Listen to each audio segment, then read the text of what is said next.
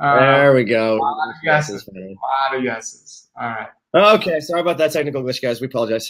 I don't know what's Mike happening. wants to know where my veggie rack is. I'm in London right now, so my veggie rack will be back for the next webinar. All right, why don't we get the show on the road? We're a little delayed here, but it's all good. I'm glad that you guys can see and hear us both. You'll also see that there's a poll. If you haven't seen that already, it says, what type of diabetes are you living with? Looks like in the room we have about 20% of people with type 1. We have about 15% of all people with pre-diabetes, and the majority, which is about 45% of you, with type 2 diabetes. Then there's a small proportion of you guys who actually don't have diabetes or have a loved one. So looks like we got mainly a type 2 audience with a little bit of type 1s as well. So this is great to see. Okay, so now that we're here, I'm going to screen share and let's just start going. Let's get into the presentation here. Really excited to share this information with you guys. Okay, there we go. I can see your screen. I can see PowerPoint, so that's a good sign. There we go. Now it's full screen now. All right, beautiful, beautiful, beautiful. So here we go. So today's webinar is about how to prevent and reverse heart disease using your diet. And this is a very important topic for people living with all forms of diabetes because, as you may or may not know, heart disease is the #1 complication, the #1 risk factor, and the #1 cause of death in people living with diabetes. People don't die from diabetes. People die from complications of diabetes. Heart disease is the biggest. So in today's presentation, here's what we're going to cover. We'll start with what foods cause and actually reverse hypertension, because there are very specific foods that actually create hypertension and specific foods that reverse it. At the same time, we want to know what foods are going to cause and reverse high cholesterol, because there's a very specific set of foods that do both, specifically influencing your cholesterol levels. Okay, and then we're going to get to the major topic here, which is what is the connection between insulin resistance and heart disease, because there is a connection and it's very important that we understand that.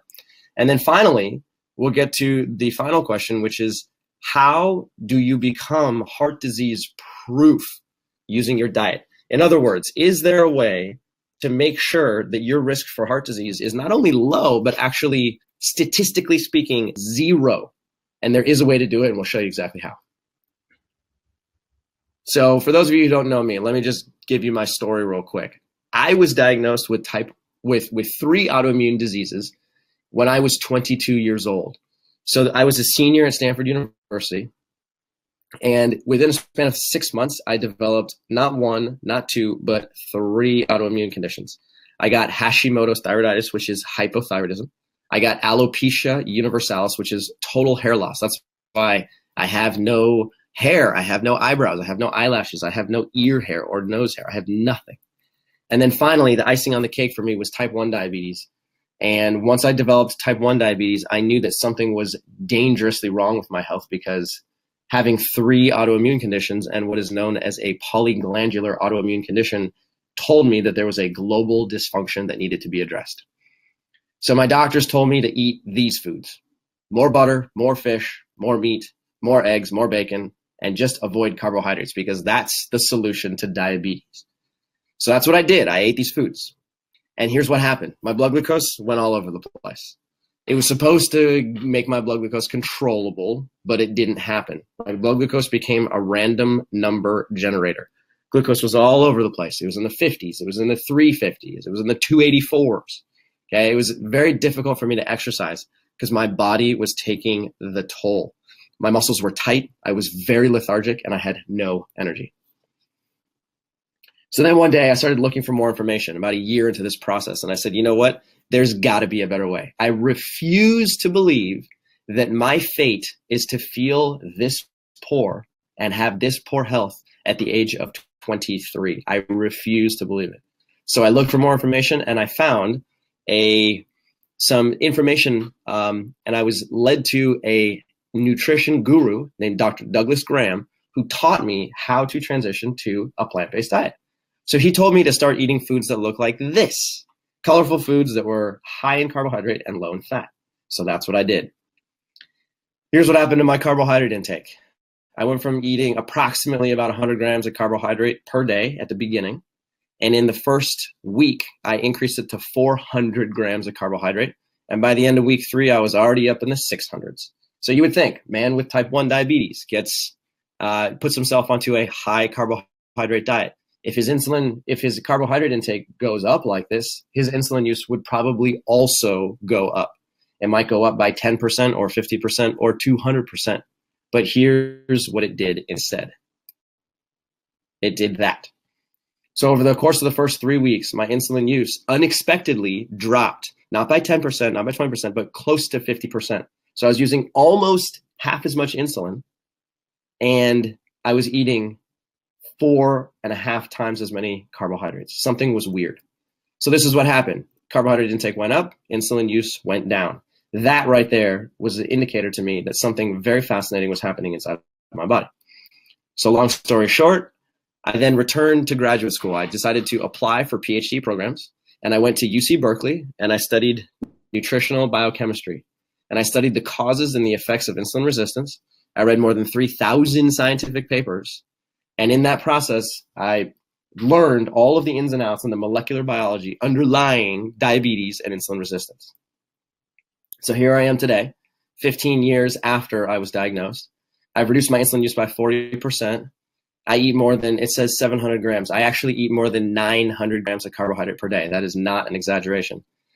And my A1C values are consistently between 5.6 and 6.0. It's been that way for 15 years, and I feel like $1 million.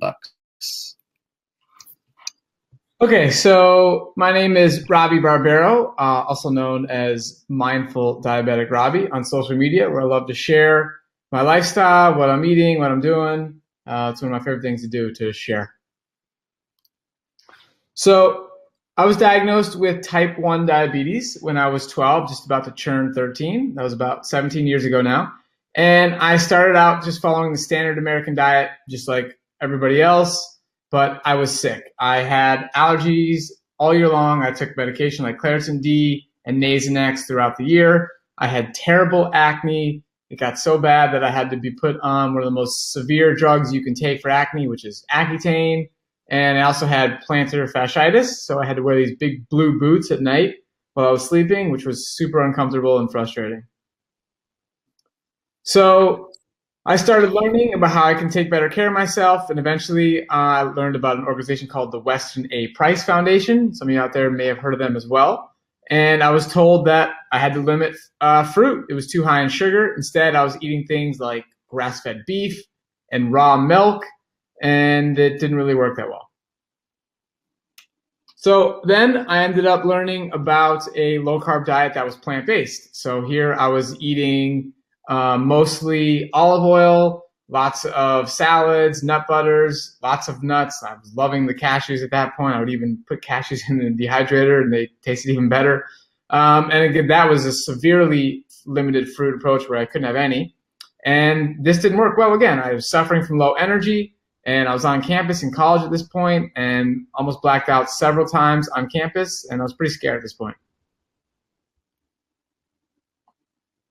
So I had worked with a naturopath in the past, and I went back to her and asked for some advice, and she did some testings for some foods to recommend and things that were good, things that were bad, and also had suggested that I try this really expensive chelation therapy, which I was seriously considering.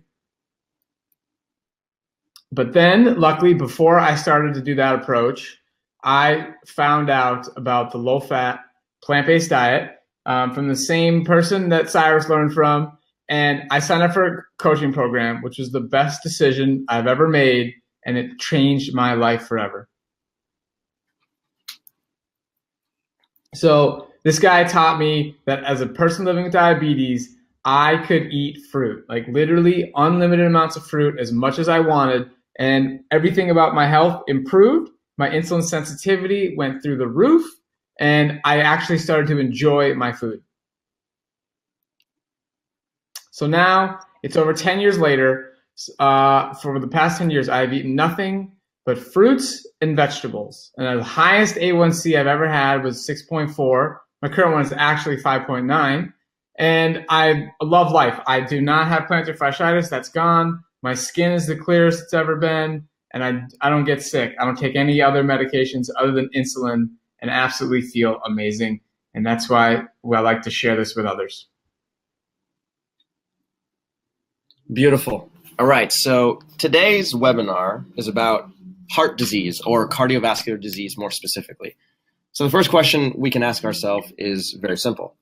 What exactly is cardiovascular disease? And more importantly, what is the connection between insulin resistance and cardiovascular disease? And I know that, in a lot of previous webinars and a lot of the information you'll find on our website, we talk a lot about insulin resistance because it's the most important underlying condition in all forms of diabetes. And there's actually a very strong connection between insulin resistance and cardiovascular disease. So it's very important to understand that. So the definition of cardiovascular disease is that cardiovascular disease refers to any condition that involves a narrowed or blocked blood vessel that can lead to heart attacks, stroke, or chest pain. So cardiovascular disease, as the name indicates, does not necessarily only refer to your heart. It refers to blood vessels all throughout your body. It refers to blood vessels in your chest cavity, in your arms, in your legs, in your brain, everywhere in your body. Wherever there's blood vasculature, cardiovascular disease can affect you. So the main cardiovascular disease conditions that we will talk about today are hypertension, or high blood pressure, high cholesterol, coronary artery disease, which is the blockage of blood vessels in your heart, and atherosclerosis, which is the hardening of blood vessels. So before we go any further, what I'd like you guys to do is write in the chat box if any of these conditions affect you. So if you are suffering from either hypertension or high cholesterol or coronary artery disease or atherosclerosis, please just write that word into the chat box so that we can get a good idea of what you really care about.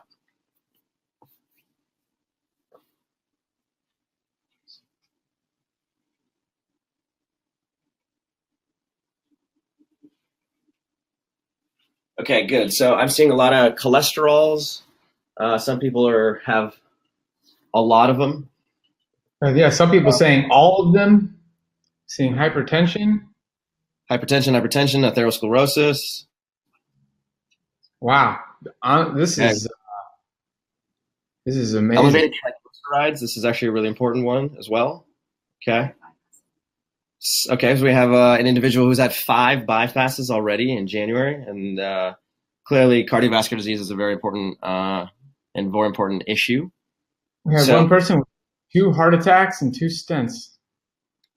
Okay, so this is all really good information. So this information can literally save your life. So this is very important that we get into the actual details of cardiovascular disease. What causes it, what reverses it, and how do you make it happen?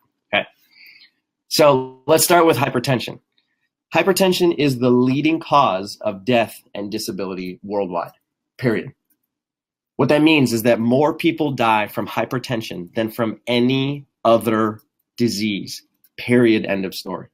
So you hear people saying, oh, heart disease is the #1 killer. That's a true statement. But hypertension as a component of heart disease is actually the #1 cause of death around the world. So when it comes to hypertension, these are the numbers, the systolic and diastolic numbers that are actually important to understand. When you're a kid, a healthy blood pressure is what's considered 95/60. Okay, your systolic blood pressure is the first number, the 95, and your diastolic pressure is the second number. So for a child, it's 95/60. As you become a normal adult, what's considered a healthy blood pressure is 120/80 or something lower than that. And then if you have a blood pressure of 140/90 and you're creeping up towards those diastolic and systolic values, then you're considered to have hypertension. So the first question we want to ask ourselves is, what foods actually cause hypertension? Okay, there are 4 main classes of foods that cause hypertension. #1, red meat. #2, white meat. #3, dairy products of all kinds: cheese, milk, ice cream, sour cream.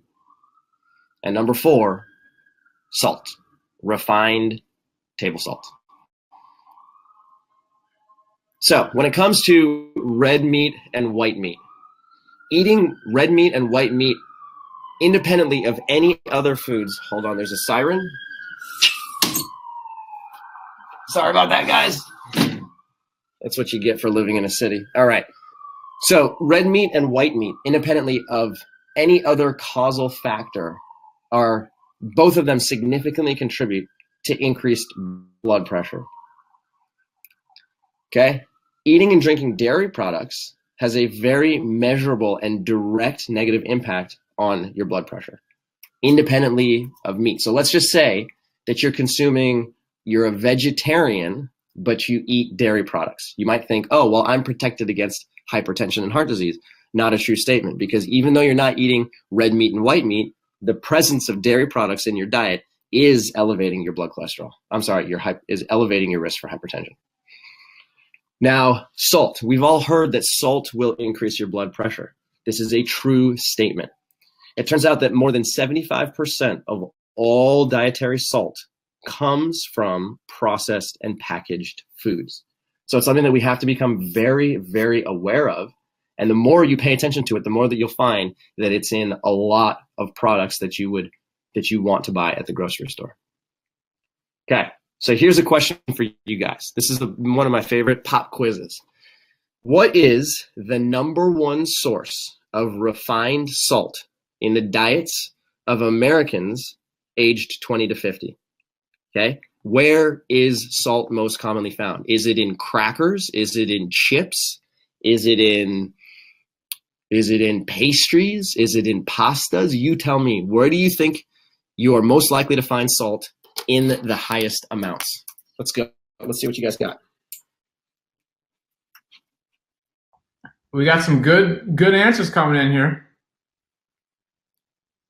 Cheese, processed foods, bread, soup, potato chips, fast food, soup, soda, canned soup.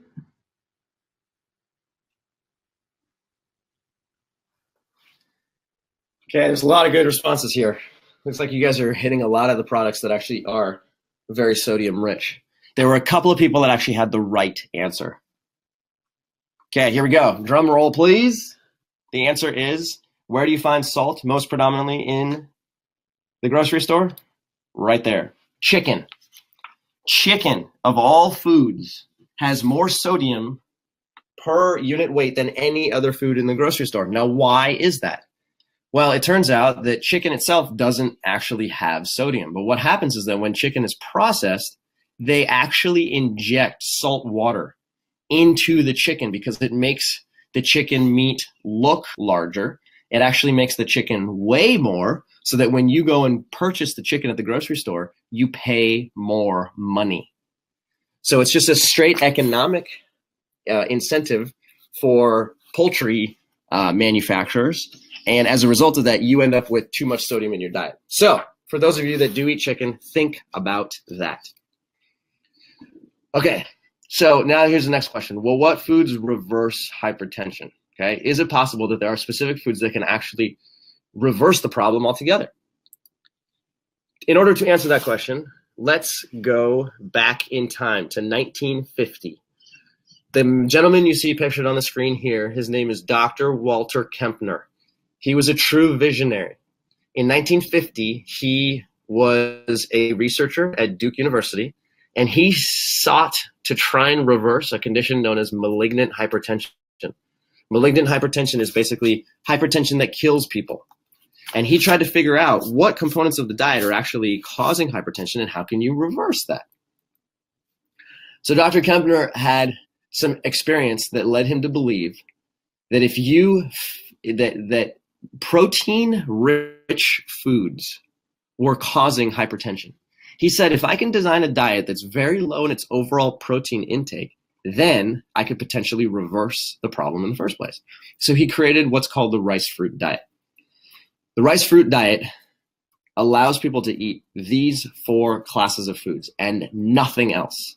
He did a quick experiment here and he said, all right, I'm going to put people on a diet where they're eating white rice, not even brown rice, but white rice. You can eat all types of fruits. You can actually drink fruit juice, and you can add white refined table sugar to your food, okay? Now, if you take a look at the foods that you'll see here, these are 4 foods that the modern diabetes world condemns almost entirely. The modern diabetes world says you can't eat white rice, you can't eat fruits, you can't drink fruit juice, and you absolutely cannot drink or cannot eat white sugar. But Dr. Kempner had a different idea. So here's what he saw. So if you take a look at the graph on the left, you'll see that the top line is the systolic blood pressure. The bottom line is the diastolic blood pressure. Remember what we said earlier. We're trying to get people as close to 120/80 as possible. So in these individuals, he started with a blood pressure of something like 230/145. And what he saw was that if you look on the x-axis, you'll see the number of days on the rice fruit diet. So in a short period of time, by eating the rice fruit diet, he saw a reduction in both systolic and diastolic blood pressure. And over the course of the first 55 days in this single experiment, he was able to reduce blood pressure from 230/145 all the way down to 135/90. So it's a significant reduction simply by limiting people's access to protein-rich foods.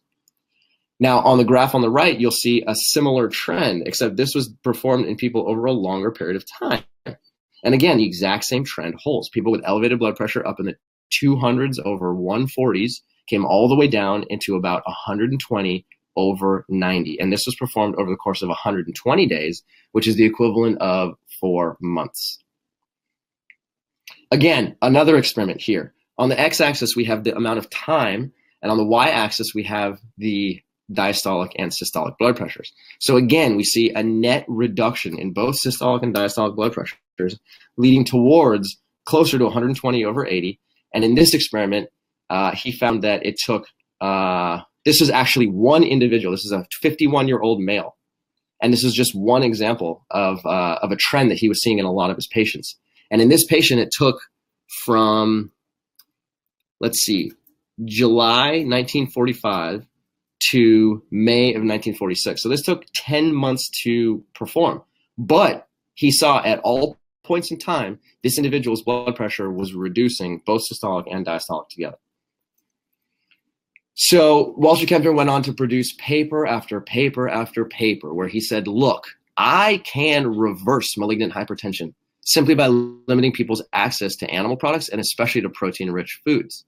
And as a result of that, he is now remembered as the person who demonstrated without any shadow of a doubt that high blood pressure can often be lowered by a diet that is low in salt and low in protein, okay? It turns out that Dr. Kempner also was successful at reversing type 2 diabetes and was also successful at reversing diabetic retinopathy. Retinopathy is the dysfunction of the retinas or the leading cause of blindness in individuals living with diabetes. So he was able to reverse all of those conditions simply by using this rice fruit diet that was extremely low in protein and fat and high in carbohydrate. Now, another study here performed at Loma Linda University. In this study, what they tried to do was understand the health effects of vegan diets. And they did this using Seventh-day Adventists because there's a whole collection of them that live close to Loma Linda University. This was published in 2014, so just a few years ago. So here's how they did this. They separated people into 5 different types of diets. The first diet was considered a non-vegetarian diet in which people had access to beef, poultry, fish, and dairy products, as well as eggs. So non-vegetarians were eating all of those. Semi-vegetarians were eating smaller amounts of beef, smaller amounts of poultry, smaller amounts of fish, and continued to eat dairy and eggs. Then they had the pesco-vegetarians who eliminated red meat or beef products. They had the lacto-ovo-vegetarians who eliminated the red meat as well as poultry and fish. And then they had vegans who eliminated meat, poultry, fish, and dairy together. So by studying individuals in all 5 of these classes, they were able to determine their relative risk for a number of diseases and try and determine if any one of these categories actually showed a significantly reduced risk for chronic disease.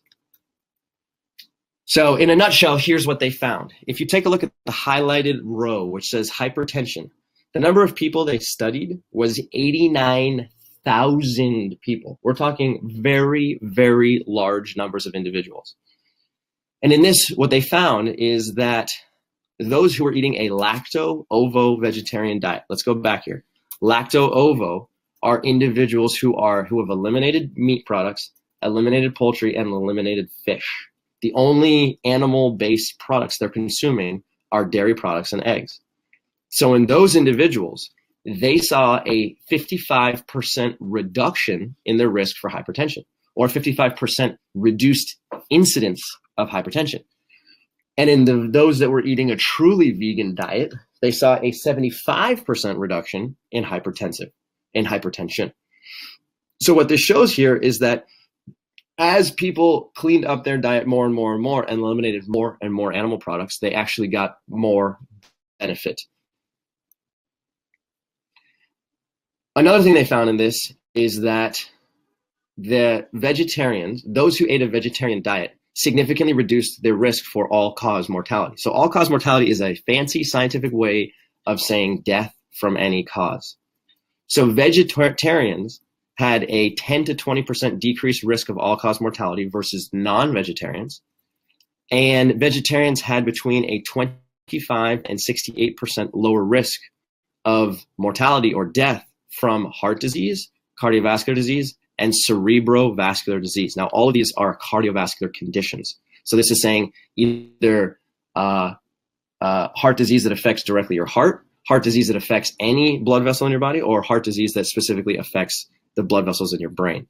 And vegetarians also experienced close to a 50% reduction in mortality from breast cancer and a modest reduction of all-cause mortality. So this is very important. And what they're showing here is that not only does it reduce your risk for hypertension, but it reduces your risk for disease in general. Now, you may have heard of nitrate-rich vegetables before. And if you have not, this is a whole class of vegetables which have very specific anti-hypertensive properties. So nitrate-rich vegetables are beets, arugula, otherwise known as rocket. If you live in Europe, if you live in England, they will refer to arugula as rocket. And then the third one is spinach, which is also known as airplane. That's a joke. It's not actually known as airplane. I guess it wasn't a very good joke. No, that was not very good. Sorry. And then finally, Swiss chard. Okay. So we have 4 different nitrate-rich vegetables: beets, arugula, spinach, and Swiss chard. Now, how do these guys actually reverse hypertension? What are they doing?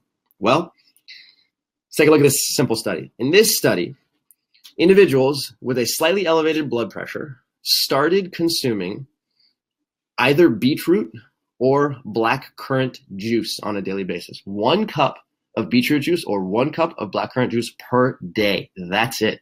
The beetroot juice is nitrate rich. The black currant juice is not nitrate rich. And you can see here, over the course of a 3-week duration, simply by drinking 1 cup of beetroot juice, individuals following the black line were able to reduce their diastolic blood pressure by almost 10 points. And those drinking the black currant juice saw no change in their systolic blood pressure.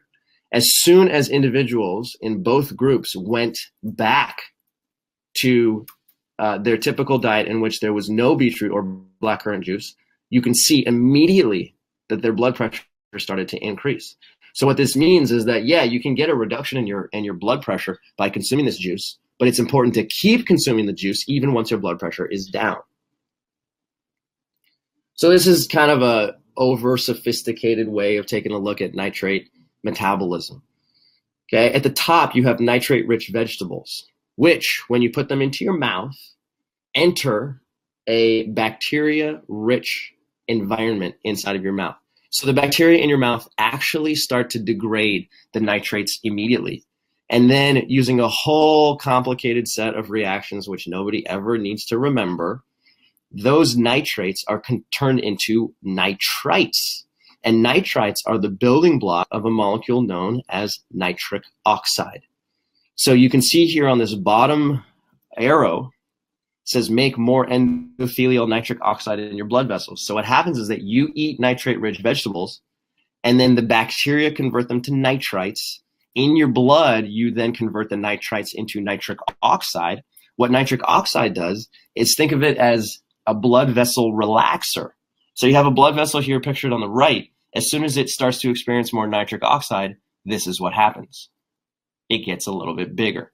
So the cross-sectional diameter of your blood vessels, whether those blood vessels are in your heart, whether they're in your arms, whether they're in your in males, this happens also in their penis. In all of us, it happens in our brains. Okay. As soon as you consume nitrate-rich vegetables, within hours, blood vessels around your body dilate, increase their cross-sectional volume, which means that more oxygen can be delivered to all tissues in your body. And that's a good thing. So researchers in Europe then further investigated to understand how much of these nitrate-rich vegetables do you actually need to eat in order to get the maximum benefit. So what they did was they classified all the nitrate-rich vegetables over here on the left-hand column, and then they grouped them into categories that are high nitrate, medium nitrate, and low nitrate. And I highlighted in the red box the foods that are highest in their nitrate content. So you'll see there, rocket or arugula is right at the top. Then comes spinach, lettuce, radish, beetroot, and Chinese cabbage. And approximately what they found out is if you're consuming about 80 grams of each of these foods, you will receive the equivalent of 2 nitrate units. And 2 nitrate units is a whopping dose of nitrates. They found is that individuals who consume approximately 4 to 8 nitrate units per day can significantly reduce their blood pressure. Now, one thing that people have asked us in the past, and some of our previous clients have also asked us, is that they say, oh, hey, I'm taking a supplement and the supplement contains beet extract, or the supplement contains a nitrate-rich compound. So I'm good. Don't worry about me. I'm set. And what the research shows actually is that the nitrates that you get from food do not behave the same as the nitrates that you get from a supplement. So don't look to supplements in order to minimize your blood pressure. Always, always, always look to whole foods. And these nitrate-rich vegetables are some of the strongest foods that you can eat to get a maximum benefit. Now, another paper here, performed by Kim Williams, who's the president of the American College of Cardiology, and Robert Ostfeld, who is a cardiologist in the Bronx at Montefiore Hospital, who's actually a very good friend of ours. Both co-authored this paper together. And in this paper, what they're showing is that you see here in the red box, it says both systolic and diastolic blood pressure were low in the low protein vegan group, and they were lower than in endurance runners and those eating a Western diet. This was a monumental finding. Effectively, this is what they're saying. They're saying eating 100% plant-based diet reduces your blood pressure more than if you were an endurance runner. This is a big deal because a lot of people think that they can just perform more exercise, and by doing that, they will improve their cardiovascular health. So it's okay. I'm going to still eat things like cheese and milk and fish and maybe a little bit of chicken here and there and some poultry. And it's okay because I'm an active person. I exercise. So the exercise is going to offset my intake of these animal-rich products. But what this paper shows is that no, in fact, that's not the case. And that individuals who do perform a lot of exercise, between 40 and 60 miles of running per week, I mean, we're talking very sophisticated, long endurance training, is still not as effective as eating 100% plant-based diet devoid of all animal products. So now the next question here is, what foods cause high cholesterol? Okay, because on the internet, if you type in, reverse high cholesterol, you'll get bombarded with many people telling you that it's okay.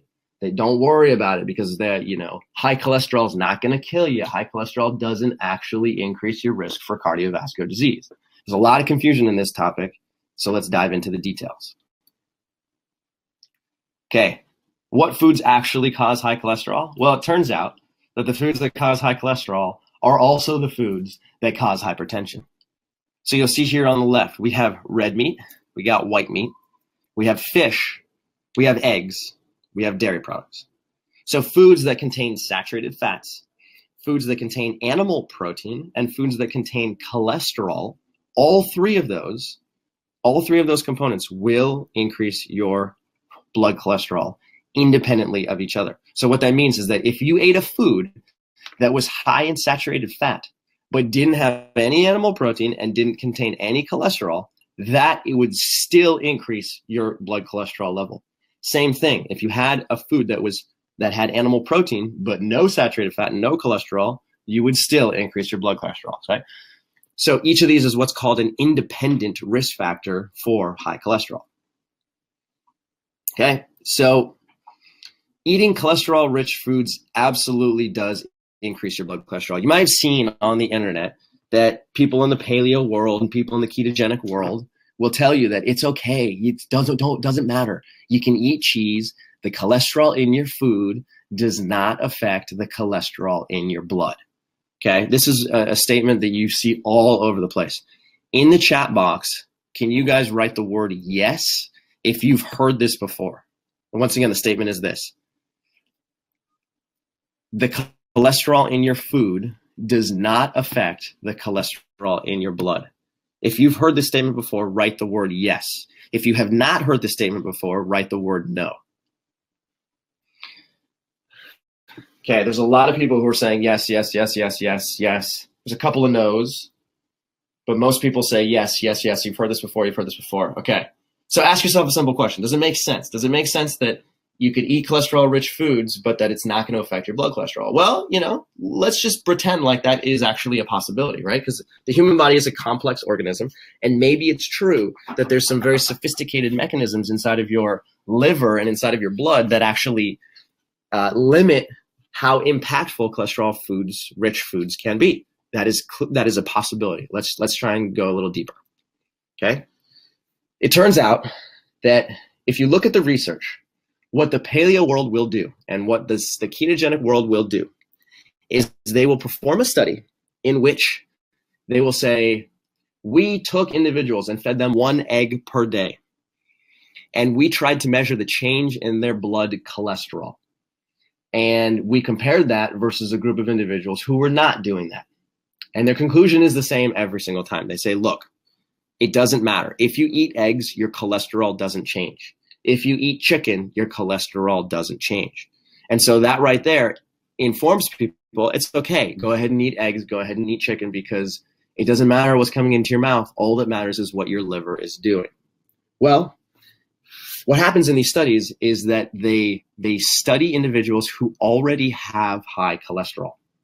So people who have high cholesterol, when they consume an egg or when they consume animal products, their cholesterol doesn't really change that much because their cholesterol level is already elevated.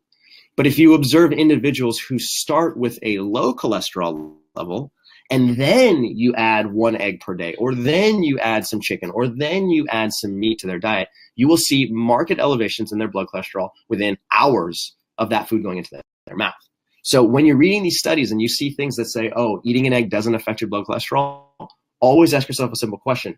Who did you study? Because if you studied people who are already hypercholesterolemic or people with high cholesterol, then you're not going to see a change.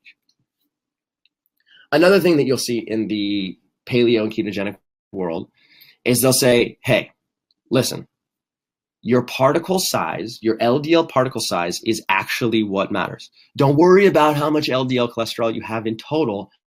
Just make sure that the LDL cholesterol is large and fluffy and not small and dense, because the large and fluffy cholesterol is protective against heart disease, and the small and dense particles are dangerous and they increase your risk for heart disease. Well, this is what you'll see. Okay, on the left-hand side, we have large LDL particles, and on the right-hand side, we have small, dense LDL particles. And these images and these graphics that are circulating all over the internet say, listen, if you have small, dense LDL, then that's what's going to increase your risk for heart disease. But if you have the large fluffy LDL, then don't worry about it. Your risk for heart disease is not any higher. All right, let's go back and ask ourselves a simple question. Is this a true statement? So first things first, if you take a look at the research and study papers that are what are called meta-analysis. Meta-analysis is a type of paper that has analyzed other studies. Okay, meta-analysis of LDL functionality that has been performed in over 1 million people over the course of time clearly indicates that your LDL cholesterol, which is known as the bad cholesterol, is 100% implicated, has a very central role in the initiation, the development, and the progression of coronary atherosclerosis, or hardening of the blood vessels in your heart. So there is no question that increasing your LDL concentration is a bad thing, and that can increase your risk for hardening of blood vessels in your heart. It also happens in your brain. It also happens in your peripheral tissues. Now, a very important study called lipoprotein particle profiles, done by NMR spectroscopy, okay, was performed in women in which they showed that both the large LDL particles and the small LDL particles are what's called atherogenic, or they increase your risk for heart disease. So if you look here, you'll see it says large LDL particles, okay, and then it says OR asterisk. That's called odds ratio. What that means is that if you have a larger proportion of LDL particles in your blood, that increases your risk for heart disease by 31%. If you have small LDL particles in circulation, and that's the predominant LDL particle size, then it increases your risk for heart disease by 44%. So if you look at these numbers, what you'll see here is that both large fluffy LDL and small dense LDL are both bad for you. It just turns out that the small dense LDL particles are more bad for your cardiovascular health. So is it true that the small fluffy LDL particles are protective against heart disease? No, it's incredibly far from the truth. It's that the large fluffy LDL particles are less damaging, but regardless of how you slice it, more LDL increases your risk for heart disease. So in other words, let's a little summary here. Small, dense LDL particles increase your risk for heart disease by 44%. Large, fluffy LDL particles increase your risk by 31%. No matter how you slice it, more LDL is a bad thing. It's just that the large, fluffy LDL is less of a bad thing than the small, dense LDL. Okay?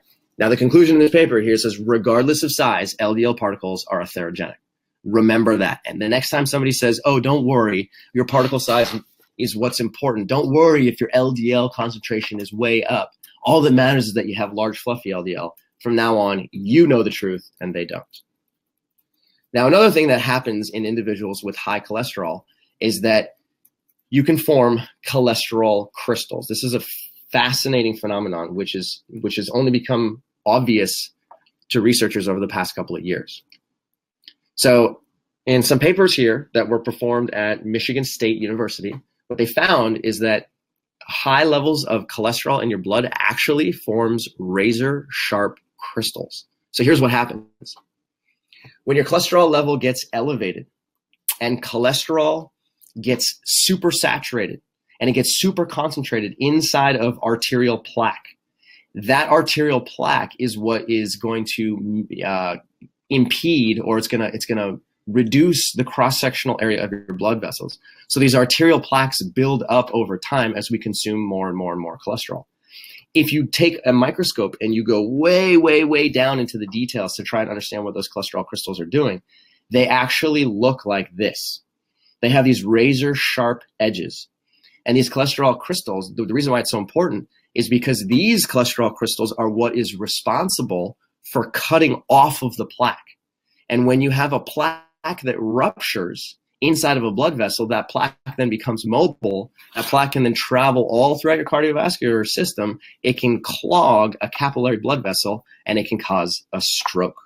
Okay, it can cause either an ischemic stroke, which can block blood flow to a certain part of your brain and is non-fatal, or it can cause a hemorrhagic stroke, which is fatal.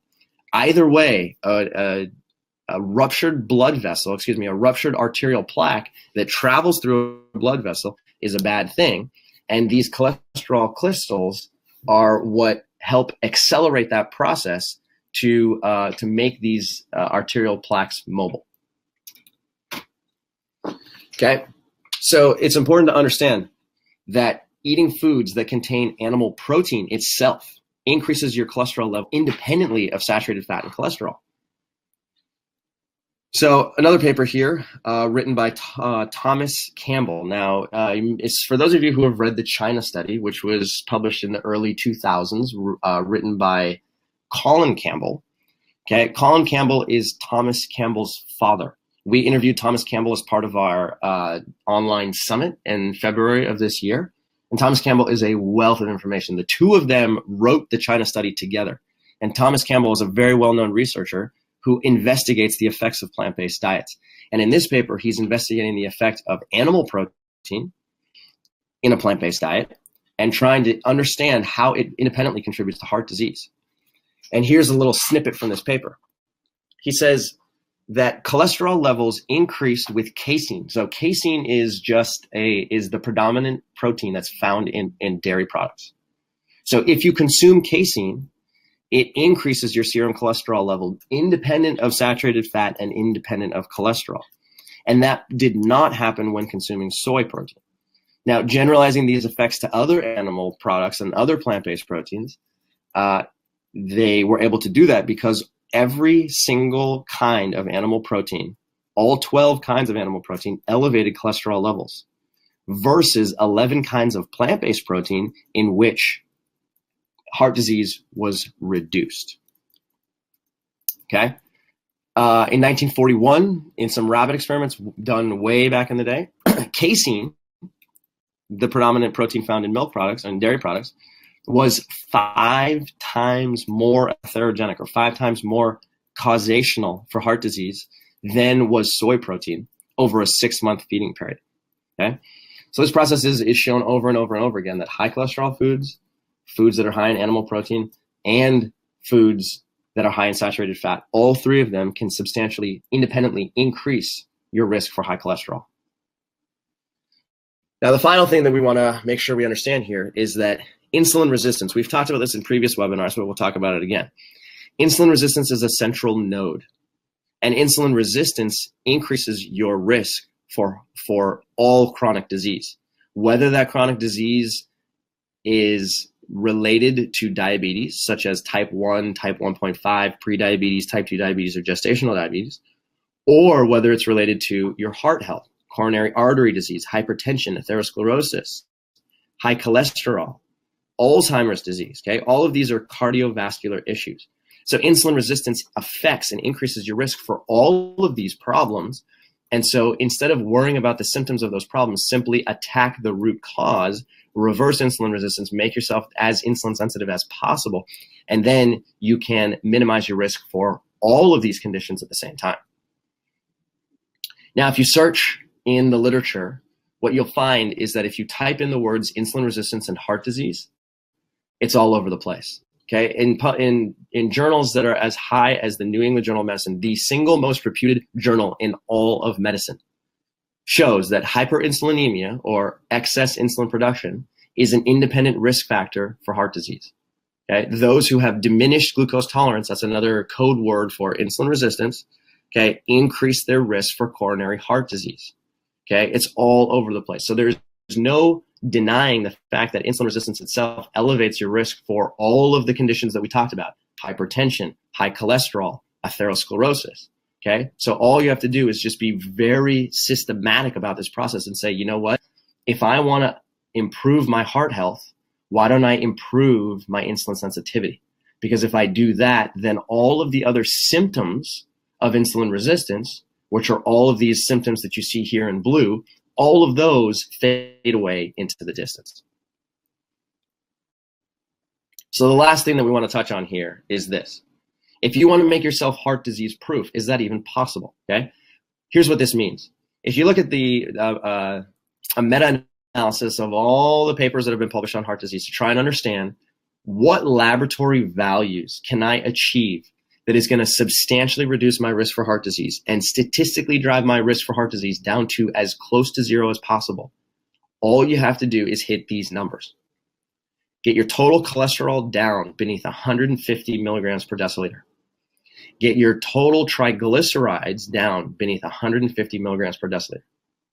Get your LDL cholesterol down beneath 100 milligrams per deciliter.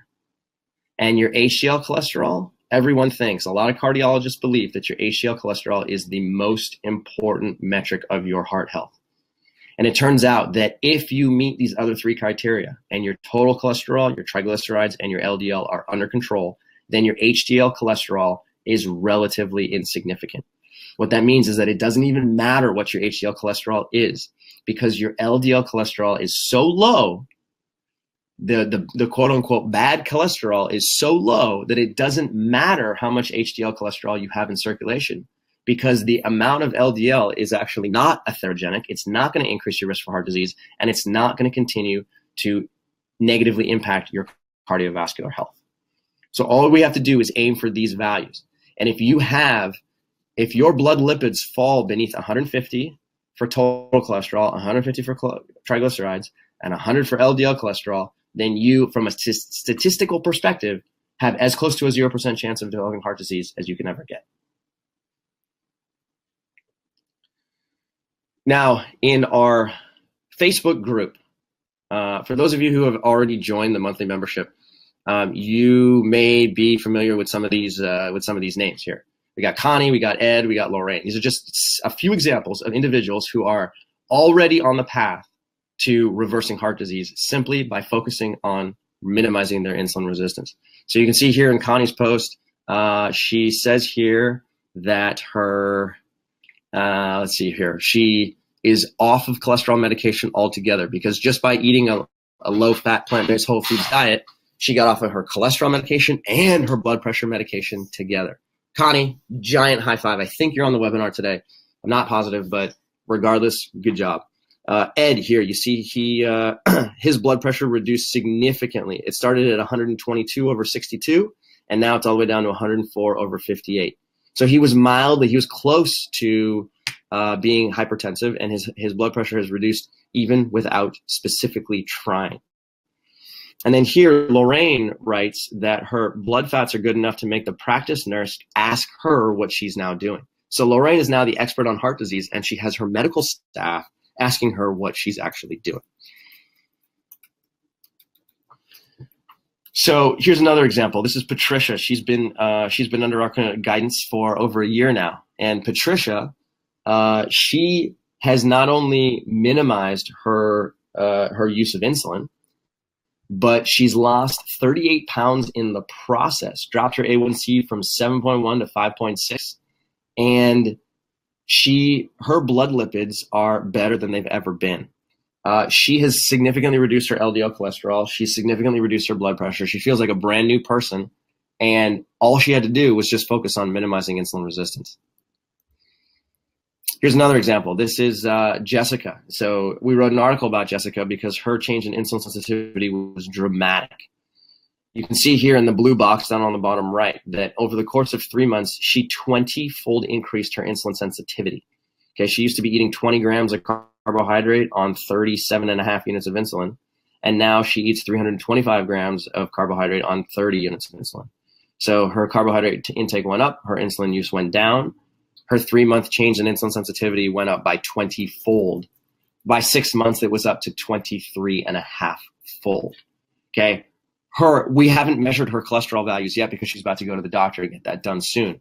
But this is another perfect example of an individual who simply just focused on one thing and one thing only. And as an added side benefit, her cardiovascular health has significantly improved. So now here's the question. I'll turn it over to Robbie. The question really becomes this. How do you maximize your insulin sensitivity and your cardiovascular health using your diet? Okay, so whatever the specific foods that you can be eating, but the real question is, well, how do you do it? Because it might not be just as simple as eating more beets. There might be a little bit more complicated strategies. All right, so the good news, guys, is that the process is actually really fun really enjoyable, and tastes amazing. So look at the pictures on the screen here.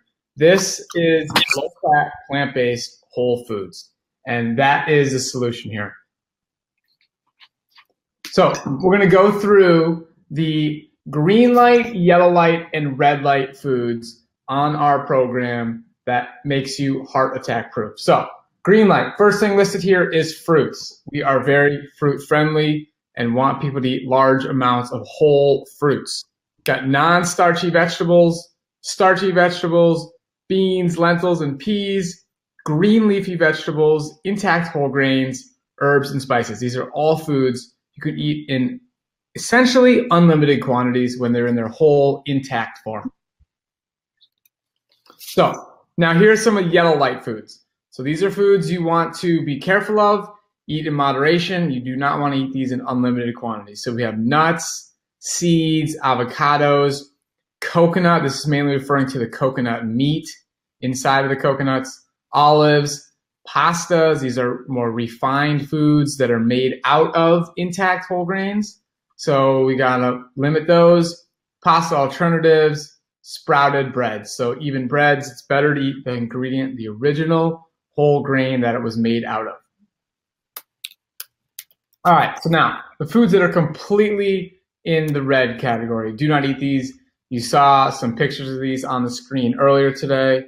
Oh, Cyrus just switched screens. So there we go. Okay, so we have dairy products, eggs, processed meats, red meat, white meat, poultry, fish, and shellfish. I saw somebody ask in the comments earlier, what about fish? Fish is in the red category, red light. Do not eat that. Oils of any kind, refined sugars, pastries, and breads. These are in the red category.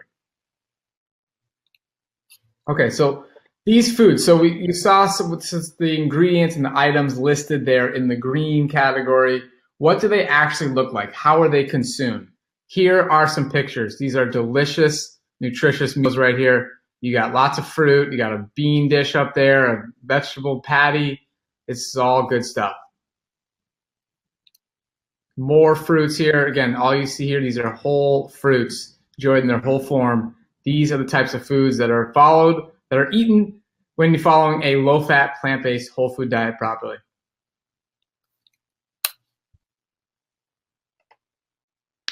So let's talk a little bit about our program. Now, first, before we go into this, I'd love to hear you guys in the chat box. Are you still with us? Are you here? Cyrus gave a lot of really important information, a lot of science there. If you want us to move forward and talk about our program, how it works, please type yes in the chat box. We want to hear from you. Let us know if you're interested. I hope we didn't fry your brains with all that information. And if you do miss it, there is going to be a replay, so you can always watch it again. But let us know in the chat box. Yeah, there's a lot of information to be, it's hard to talk about heart disease and cardiovascular disease without talking about so many subtle, nuanced details of it. But the nice thing here is that you'll see the same theme happen over and over again, which is that if you want to minimize your risk for hypertension and high cholesterol and stroke and atherosclerosis at the same time, the same strategy applies to all of them. And that's the beauty. Yep, absolutely. So this is great. We're seeing a lot of people saying yes, they want to hear about the program. Good. And I remember seeing people say a lot of earlier that people are struggling with these conditions. So this is important. So let's talk about it. Okay. What does our program consist of? So the first tool that we have in our online group coaching program is a custom-built online course. So inside this course, as you can see in this picture, you can access with any device from a computer, desktop, tablet, phone, all of it. This course has everything you need to learn exactly how to apply this diet, apply this lifestyle. What is the exact foods to eat for breakfast, lunch, and dinner? What recipes can you have for those meals? How do you, we have lessons on certain medications and how to make adjustments there. There are lessons on the logistics of grocery shopping, social situations, dealing with family. How do you actually implement this in your life? It's laid out in this course in a step-by-step manner. So it's not overwhelming. You don't have to do everything at once. It's really laid out in a manageable pace that everybody can do. So it's really great. And not only do we have all this information that's already in there, there's new material added every single week. So we're adding new recipes. We have a lot of really quick and easy recipes because we know people have a super busy lifestyle. So 10-minute or less recipes that can make you heart attack proof. So here's some examples. Lesson 1 here, laying the foundation. This is where we're getting into goal setting and getting you started, getting you in the right mindset. Lesson 2 here, that includes a decision tree. So this is a part where you're learning how to sort of document and become accountable for the decisions you're making and working through the process with our team. Got the pantry raid, getting rid of all the stuff in your house that's tempting and not good for you. That's really important. Then we have lessons on intermittent fasting, which is super important for overall health and for people living with diabetes, people on type 1, type 2 using basal insulin. It's a very, very important lesson. You got to get your basal sorted out in order to make this whole thing work. All right, lesson 5, we have fitness stuff in here. So Cyrus is our fitness guru. I don't know if you guys have seen pictures of this guy, but he's got really, really great exercise routines inside the course that you can watch and use anywhere. So our fitness protocol is stuff that's manageable and doable no matter what level of fitness you have and no matter where you are. All you need is your body and a little bit of space, and you can move, which is very important for obviously diabetes health and heart health. Okay, logistics of food buying, very important. How to save money, how to stock up, make sure you have what you need, how to bulk cook things, how to have things prepared in advance. That's a really important lesson. We got social situations. Obviously, that's really important, whether that's the work, family, friends. You got to learn some important things there, and we covered all in our lesson there. So the second part of this program is our private Facebook group. So this is a place where when you post in this group, only other people who have joined the program can see your post. It doesn't go out to all your other friends on Facebook. And in this group, this is where we get to get into the nitty-gritty and communicate with you guys on a day-to-day basis as frequently as you need to. So you post in this group, post any questions you have as you're going through the online course and applying the stuff to your life, and somebody on our team is going to write back to you within 24 hours. That's our commitment. We do our best to make sure to get back to people within 24 hours. If there's ever a situation where we miss, which look, we're humans, that might happen, then you send us an email and we get your question answered. We're here to support you every step of the way. So you got some screenshots here of people sharing their amazing results, which is so important to be surrounded by other people who are on the same path getting amazing results.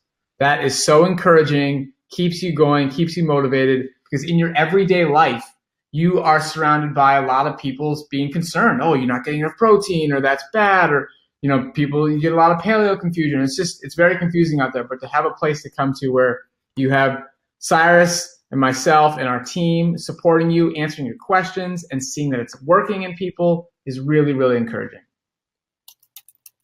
So here we have Homero. Homero is one of our favorite members of our program. His A1C dropped in 4 months from 7.5 to 6.4, and I think his latest one is actually lower than that. We'll have to update this. He lost 23 pounds in 4 months. His carbohydrate intake went from 40 to 320 grams per day. And again, when I told you guys on those green food categories that you can eat those in unlimited quantities, we're not exaggerating. Those are whole foods. When you're eating whole fruits, whole intact grains, tubers, peas, lentils, all that stuff, you can genuinely eat large volumes, and that raises your carbohydrate intake to, in Homero's case, 320 per day.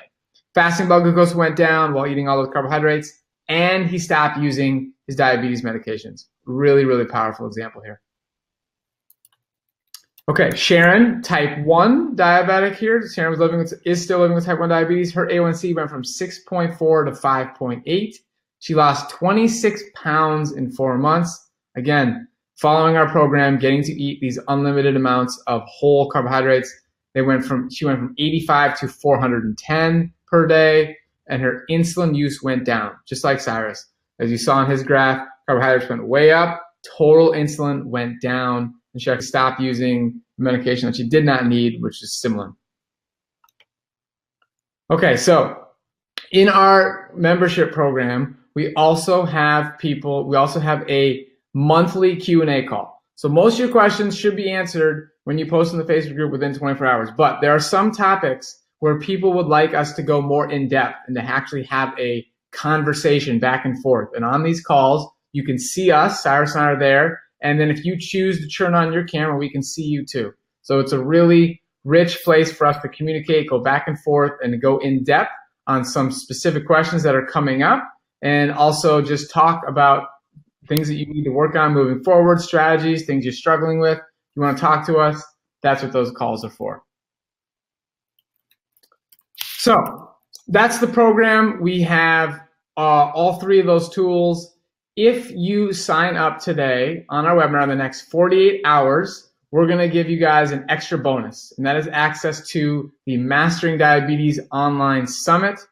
Like Cyrus talked about earlier, we interviewed the best of the best here. Dean Ornish, who is well known for his work in preventing and reversing heart disease. Same with Caldwell Esselstyn. It's really, really powerful stuff. And we actually have specific lectures on this topic that we went through today. You'll learn a little bit more in depth from the experts and the leaders in this field. We also have an amazing lineup of diabetes experts here. You got Neil Barnard, Michael Greger, Matt Letterman. It's really amazing. We have over 30 hours of interviews right here in this online summit. And by signing up, you get access to that for life. So if you join today, that's a gift. You keep that forever. You can download the material to your computer, and you can watch it when you're on an airplane, not connected to the internet. You can watch the videos. You can listen to the audio files if you're driving or when you're doing laundry. This is an amazing resource for you to learn and go in depth on this lifestyle, why it works, and how to implement it. So here we go. So here's how it works. If you guys sign, what we were trying to do, what we would like to happen is to try and influence as many people as possible. And so far in our group coaching program, we have slightly more than 300 people. And the results are phenomenal so far. If you sign up for the Mastering Diabetes program today, we've reduced the price down to only $29 a month. I mean, this program used to cost thousands of dollars to participate in, and we listened to your guys' feedback, and the feedback we got from you guys was, hey, we'd like a cheaper option, right? And we worked as hard as we possibly can to provide that cheaper option.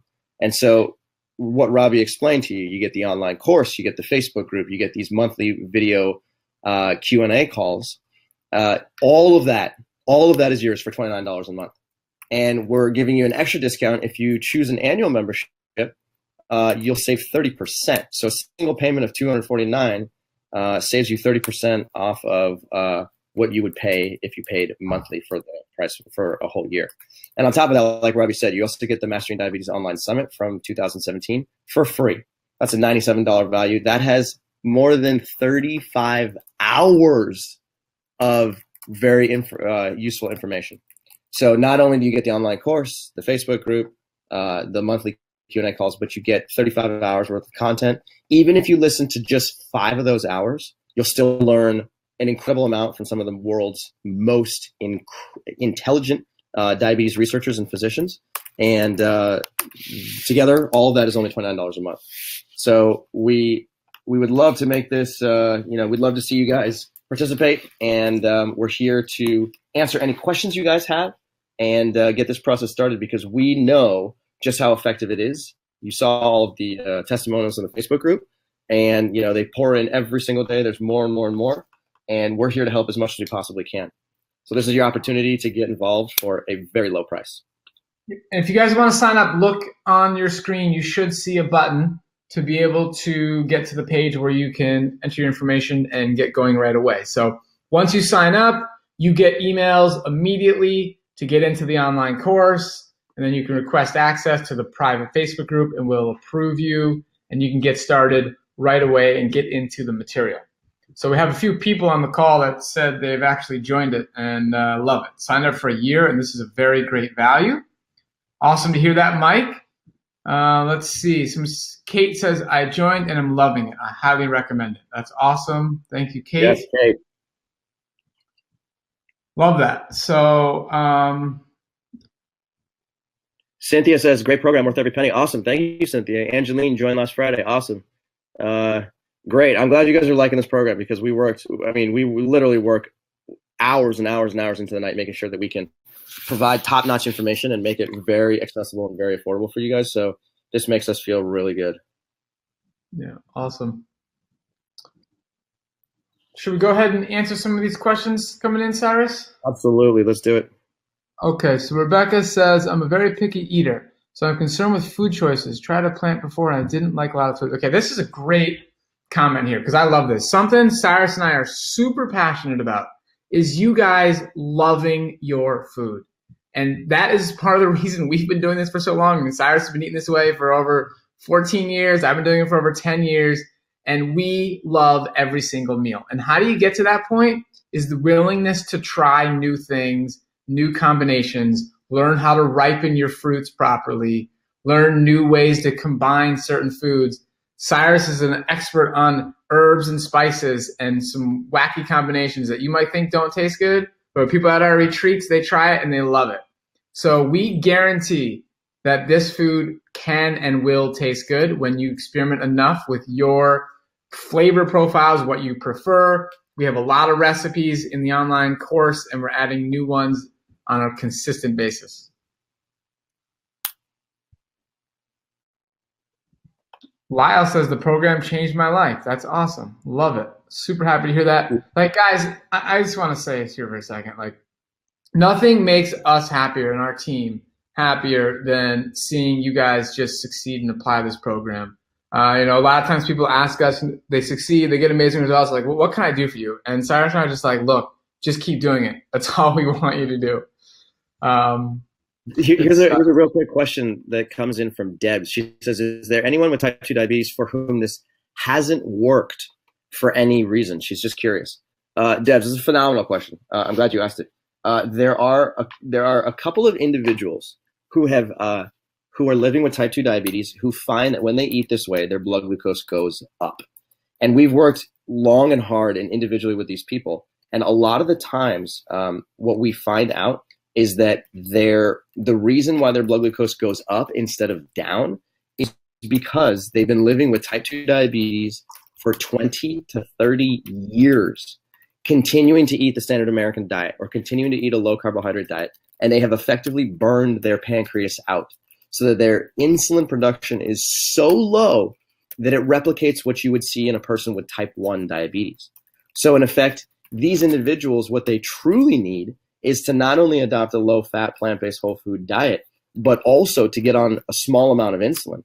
Because since their own endogenous insulin production is as close to zero as possible, it doesn't matter what you eat. You need insulin, period. And if you don't have enough insulin on board, it can significantly reduce the number of years you live on this planet. So if you have been a simple way you can figure this out is to get what's called a C-peptide test. And we talk a lot about this. A C-peptide test is very valuable because it teaches you exactly how much insulin your pancreas is making. And if you can get a C-peptide test and show us the results, then we'll be able to tell you whether or not, we think that you might need small amounts of insulin or whether your pancreas still has enough horsepower to produce the insulin necessary to eat a low-fat, plant-based whole food diet. Cyrus, why don't you address real quick, we got Bethany here saying, I'm no longer pre-diabetic. How will I benefit from the monthly membership? Love the program. Triglycerides are still a bit high. So can you mention why sometimes it happens in the beginning? Absolutely. So Beverly, while I'm talking, why don't you write in the chat window, can you explain to us how high your triglycerides are? Are they, in the high 100s? Are they in the 300s? Are they in the 600s? You let us know. Okay, and one of the things that can cause elevated triglycerides is when you consume a diet that is high in carbohydrate, and your liver is let me back up. If you have a condition known as fatty liver, Okay, fatty liver is insulin resistance of the liver. Okay, it's an advanced stage of insulin resistance, and if that is present in your situation, then when you eat a diet that contains carbohydrate, even if it's coming from fruits and vegetables and whole grains and legumes, your liver can mistakenly take those carbohydrate molecules, break them down into glucose, and then create fatty acids and triglycerides. So effectively, the problem is not that your triglyceride level is elevated. The problem is that your liver is dysfunctional. The problem is that you're experiencing an insulin-resistant fatty liver. So the way to reverse that is to magically suck out the fat that's sitting inside of your liver. And the way that you do that is by, number one, no longer putting fat-rich foods and cholesterol-rich foods into your mouth. Number two, doing it very consistently over a long period of time. Okay, fatty liver can sometimes take between 3 months and a year to reverse. And if you develop a consistent approach to low-fat plant-based whole food nutrition, and you're really minimizing or eliminating your animal product intake, then as your liver improves in its overall health, it stops making as much triglyceride, and your triglyceride level comes down dramatically. And it's sort of a two-step process, and we've seen it unfold in a lot of individuals who have really stuck to this approach over the course of time. Awesome. Okay, let's see. How do you measure insulin resistance of the liver? Want to answer that one, Cyrus? Yeah, sure. What's the question? How do you measure insulin resistance of the liver? How do you reverse insulin resistance of the liver? Okay. How do you measure? Yeah. Measure any form of insulin resistance. Okay, cool. So in truth, you don't necessarily measure insulin resistance of the liver independently of insulin resistance of your muscle tissue. So your liver and your muscle communicate with each other 24 hours a day. Your liver and your muscle are both the locations where insulin resistance is the biggest problem. So if we had a magical wand where we could go in and we could just place it directly on your liver and you could say, hey, liver, tell me how insulin resistant you are, then great. We could get a metric for that, and then we could get a metric for your muscle tissue, and then we could look and see whether they're different. But the truth is that, number one, that magical wand doesn't exist. And number two, your liver and your muscle, are both the amount of insulin resistance that they both experience is proportional to each other. In other words, if you experience insulin resistance, then both of those tissues are affected. So the best way to do it at home and to measure your level of insulin resistance is to do what's called an oral glucose tolerance test. And an oral glucose tolerance test effectively means that you go to the doctor's office, and in the doctor's office, you consume a beverage that's water with dissolved glucose, 75 grams, and you consume that, and then they track your blood glucose and your insulin over the course of the next 2 hours. And based off of the values that you get from measuring your insulin and your blood glucose, you can then determine your level of insulin resistance. So if you haven't done an oral glucose tolerance test, we highly recommend getting it done because it's a very powerful piece of information. And if your pancreas is over-secreting insulin, then that's an indicator that you're experiencing insulin resistance. Or if your blood glucose values go alarmingly high, that's another indicator that you're experiencing insulin resistance. So that's pretty much the gold standard test, and it tells you the health of both your liver and your muscle together.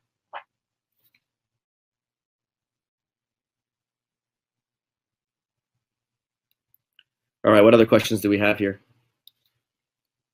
Okay, so we have compiled some questions that came in a little bit earlier. So we're going to go back to the beginning here. So let's see. Somebody was mentioning about the numbers on their meter being high after eating a mango. And, it's really simple. The reason people would see that is because they are in an insulin-resistant state and their body is not able to tolerate glucose. So it's not the glucose problem. It's that there's too much fat stored inside the cells. Analogy we like to share is, if you were driving a car and you got in a lot of car accidents, and we took your license away and you stopped, so somebody might experience, oh well, if I eat meat or something, my blood glucose won't go up. and it's just staying steady. So I'll just do the low carb thing. Now, the reason that works is because you're not challenging yourself with carbohydrates. And then once you challenge yourself, it doesn't work unless you lower the fat in your diet. So like Cyrus always says, step one has to be to follow a low fat diet, and then you can start to tolerate things like mangoes. So it's a quick answer to that question. Let's see. So this is a funny one. Cyrus, somebody says, so why are nitrates in bacon bad? You want to answer that? Oh, okay. Why are nitrates in bacon bad? So the nitrates that you get from bacon occur as a result of processing. It's a processed meat byproduct. And so I have to do a little bit of organic chemistry here to find out why they are specifically different from the nitrates that you get from nitrate-rich vegetables. But suffice it to say that they're produced via heat treatment and or a processing of meats that get them to a place where they can be packaged and they have a sufficient shelf life. So those nitrates are actually they do not stimulate endothelial nitric oxide synthesis, but the nitrates that are locked up inside of fresh nitrate-rich vegetables, they have a very potent effect. So you can do an experiment where you could feed people nitrate-rich processed meat, and you can feed them nitrate-rich vegetables, and you will absolutely not get the same effect, because the animal protein and the cholesterol and the saturated fat from the animal products will counteract any kind of nitric oxide synthesis that may or may not occur. And so therefore, effectively, the animal products are actually causing vasoconstriction and reducing oxygenation of tissues, versus the nitrate-rich vegetables, which are actually causing vasodilation and increasing blood flow and oxygenation. Okay, so we have this is a good question. Somebody's saying, for like servings of nitrate-rich foods, could we also give a cups recommendation? How many cups of nitrate-rich foods? And when we're talking about great question. So if you're from these nitrate-rich vegetables, you can do the math on them, and it actually turns out to be something like, for spinach as an example, if you want to get 2 nitrate units of spinach, then the way to get 2 nitrate units is to have something like 3 cups of spinach. Now that's not 3 cups of like spinach pressed into, like very firmly pressed down, but like 3 normal cups, which is not hard to do. If you did something like arugula, I think it's 3.5 cups in order to get 2 nitrate units. So does that mean that you have to eat, 12 to 15 cups of nitrate-rich vegetables per day? The answer is no. All we're looking for is 2 servings worth, right? So a serving is like a beet.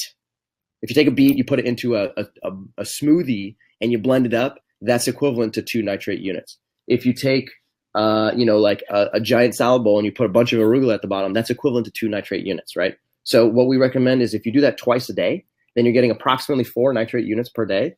And then that right there has a very significant antihypertensive effect. Cool. All right. We got a question coming in from Mike. Somebody saying they're having 600 to 700 units of total insulin per day. So in that case, that's a lot of insulin. As you change this program, I would expect that to drop dramatically.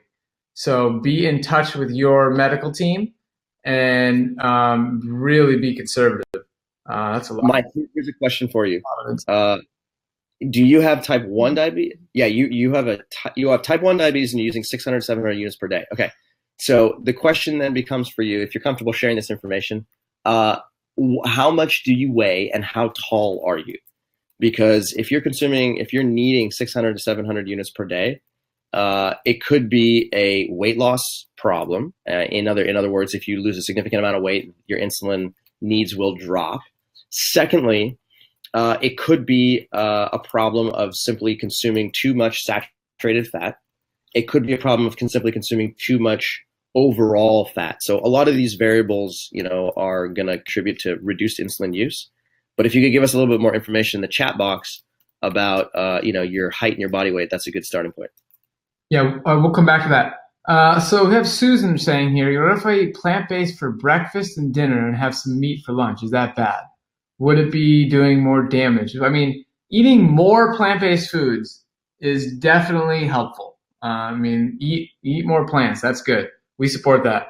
But I mean, I think we recommend you start finding ways to experiment with how you can eat plant-based for lunch as well. There are so many great recipes out there that just taste amazing. So, really encourage you to move in that direction and decrease your chances of any complications that come with eating things like meat and dairy and all that stuff. So let's go back to Mike's situation here. He said that he is 5'6" and he weighs 270 pounds.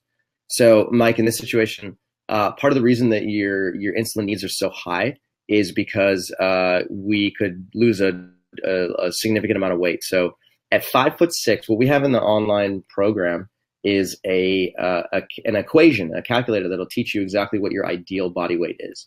And off the top of my head, for a 5'6" individual, we're looking at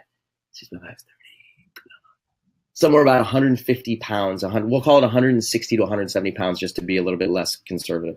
So if we're going to try and get you down to about 170 pounds, then we basically are looking at about 100 pounds of weight loss. So we actually have individuals in our group who have lost very close to 100 pounds. Bob Blackburn is another individual who's in our public group and in the monthly membership as well. We just met up with him in Washington, D.C. Bob has lost, Robbie, do you remember the number? I think he's lost 85 pounds at this point. Yeah, it's something up there. I'd have to double check our documents, but he's lost a lot of weight, and it certainly is. We have some friends. I mean, Adam Sudd, who was at our last retreat, I think he lost over 140 pounds. It's totally doable. There's no question about it. You just got to take it one day at a time. Exactly. So the way to really slice this for you, Mike, is to make sure that it's actually going to work in the long term, is to figure out what's your ideal body weight. So let's assume that it's about 100 pounds less. What we want to do is target your body weight loss at about 1.5 to 2 pounds per week. And that's going to be a very targeted approach at number one, reducing your total calorie intake. Number two, moving away from animal products and moving towards low-fat, plant-based whole foods. Number three, incorporating intermittent fasting once a week. And number four, developing an exercise regimen where you can move your body and start to burn more energy. And if you put those four variables into play, it works every single time, 100% of the time. And we can start driving your body weight down, and you'll find that your insulin needs come down and down and down and down and down. And in fact, they come down so quickly that it's really important to make sure that you're backing off at a very quick pace. Otherwise, you run the risk of going hypoglycemic, which obviously nobody wants. Yep. Cool. Mary Lou says, will this type of diet also help me with gout? I want you to take that one, Cyrus. Oh, yeah, gout. This is a great one. So gout is basically it is an overconcentration of uric acid inside of joints. Okay, so what that means is that urea that's floating around in your blood gets turned into uric acid, and uric acid can then crystallize inside of joints. And when that uric acid crystallizes inside of joints, when you move that joint, it is extremely painful. So gout can actually be reversed. Most people did not think that gout was a reversible condition. And there's medications that you can use to actually try and reverse gout, but it doesn't reverse the underlying problem. What it does is it simply makes it less painful for you to move your joints. So the way to actually specifically target gout is to remove the creation of uric acid and to clear uric acid more efficiently. And the way that you can do that is by, number one, eating foods that have a lower purine content, and foods that are from the animal world actually have a higher purine content than foods that are from the plant world. So that's number one. And then number two, eating foods that have a much higher antioxidant and fiber content. And by doing that, what ends up happening is that you'll find that there's, number one, less pain in your joints, period. It happens very quickly. You also see this for patients with rheumatoid arthritis who we've helped out as well.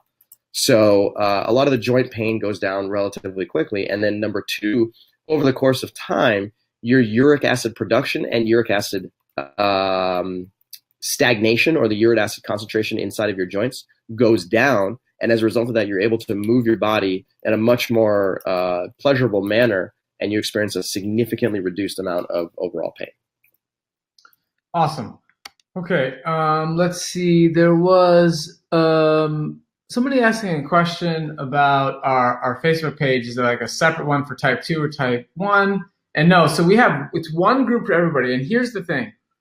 There are some separate individual challenges, of course, different in the two conditions. But in general, we all, as a team, it's like we're a Mastering Diabetes family here, and we're all looking to accomplish the same thing, which is enjoying and loving and consistently eating a low-fat, plant-based, whole food diet and moving our bodies on a consistent basis. We're all trying to do that together. So it doesn't matter what form of diabetes people have, whether it's pre-diabetes, type 1, type 2. We have people in our group who don't even have diabetes. This is a place to achieve that simple goal of eating more and more low-fat, plant-based whole foods and moving your body. So that's where we have it set up. And everybody is so supportive of each other in there. I'm sure the people on this webinar who are already in the program can confirm that. It really, really is a supportive community, no matter what type of diabetes you are living with. All right, we've got a couple questions here about psoriasis and chronic kidney disease. So TJ writes, can this way of eating help psoriasis? So psoriasis is basically an autoimmune inflammatory skin condition which causes discoloration. And even though this program isn't specifically designed to improve psoriasis, what we have noticed is that autoimmune conditions, whether you're talking about Hashimoto's thyroiditis or psoriasis or celiac disease or type 1 diabetes or multiple sclerosis, all of these conditions at the root level are inflammatory conditions. So minimizing total body inflammation does a number of dramatic effects at minimizing your risk for progressing an existing autoimmune condition. If I had the ability to reverse autoimmunity, then great, I would do it, but I don't know how to do that. What we can do is we can reverse the severity of the autoimmune reaction. And that's why individuals with type 1 diabetes see such a dramatic effect on this plant-based lifestyle. That's why people with rheumatoid arthritis see a dramatic effect in their ability to move their joints. That's why people with celiac disease see a dramatic improvement in their overall digestion. So even though psoriasis is not necessarily something that we have direct experience with, TJ, I would be shocked if you attempted this program and you really followed the directions the way that we lay them out and you didn't see a dramatic improvement. And if, I don't want to overstate how effective this program is, but we have seen in a lot of individuals that they get clearer skin, they get less acne, they get less discolorations, they get less what's called vitiligo, which is another autoimmune reaction. And all of these autoimmune conditions can be handled, by simply reducing your overall level of inflammation. Okay, great. We got some people writing messages, some private messages here asking, if they want to upgrade to the yearly subscription. We can totally do that, get you all sorted out. If you need to, just email us, team@masteringdiabetes.org, and we will take care of that for you, no problem. Let's see. We have someone asking, when does someone on insulin drugs decide when to go off them, considering your approach? So if somebody's living with type 2 diabetes and they're on insulin and they get a C-peptide test showing that they are producing plenty of their own insulin, they're just not using it properly because they're living with insulin resistance, that person can get off, in a lot of cases, can get off insulin. If they're producing enough insulin, that's pretty much 100% that person can get off insulin, no question about it. So how do they know? Well, that's because the goal is that we can proactively give you, examples and really tell you what we would do in various situations where you're not going low all the time. But sometimes people start seeing low readings or lower readings, and that's a sign that they would need less insulin. But, we show people examples and some information about how Dr. McDougall and a lot of other people who've been doing this for decades, how they work with people. And in a lot of cases, you just cut back. And we also help you work with your doctor on how to reduce insulin. But the bottom line is you start to see lower readings, things start going down, you're filling out decision trees, you're working with our team, working with your physicians, and you can get off the insulin. So it's a process you got to be careful with, but it can be done. Hey, we got another question here from Stephanie. Stephanie says she has diabetic neuropathy. and she's curious if we could talk about the appropriate foods to address inflammation and neuropathy, and also exercise. And she's looking for like very specific foods. So Stephanie, if you're still on the webinar, could you just type into the chat box, just type the word yes, because I just want to make sure that you're here and you can hear us.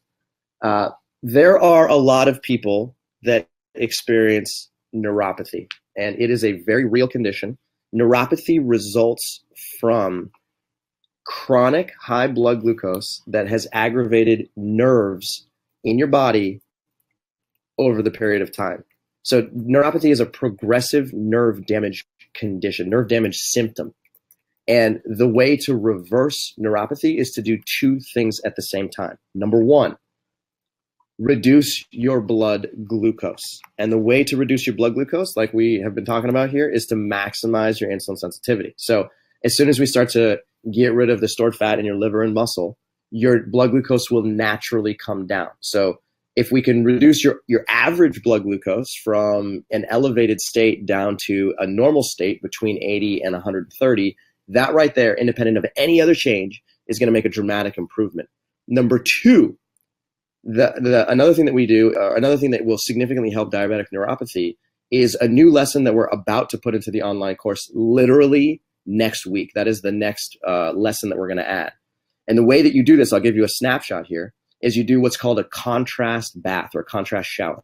The way that you do it is you put two buckets. One bucket has a warm water in it, like very warm water, and the other one has relatively cold water. It doesn't need to be extreme hot and extreme cold, but noticeably warm and noticeably colder. What you do is you stick both feet. If this is affecting your feet, as an example, you put both feet into the bucket of warm water and you hold it there for 3 minutes. Then immediately you transfer your feet to cold water and you hold it there for 1 minute. And you go back and forth and back and forth, okay?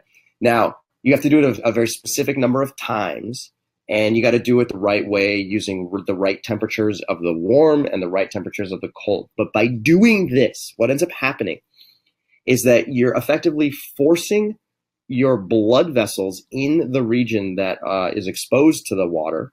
You force the blood vessels to expand and contract in a very regular rhythm, given how long your feet are in each bucket. So when you force your blood vessels to expand and contract, what ends up happening is that these blood vessels start to wake up and you get more circulation into that body part. When more circulation comes into that body part, it sucks more oxygen in, it brings more red blood cells. And as a result of doing that, the nerves that are also in that same body part get to experience more oxygen. So once those nerves start to wake up and get more blood flow, then you get less pain.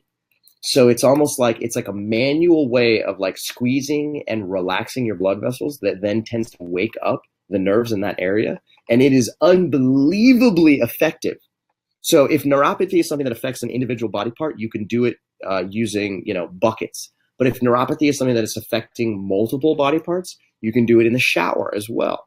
And you can take these contrast showers that are very, very effective. So the way that this process would unfold for you, in my professional opinion, would be to eat a low-fat, plant-based, whole food diet and to be very diligent and very consistent about bringing your blood glucose down, and then add the contrast baths or showers on top of that and watch as your neuropathy just kind of fades away. It's really powerful.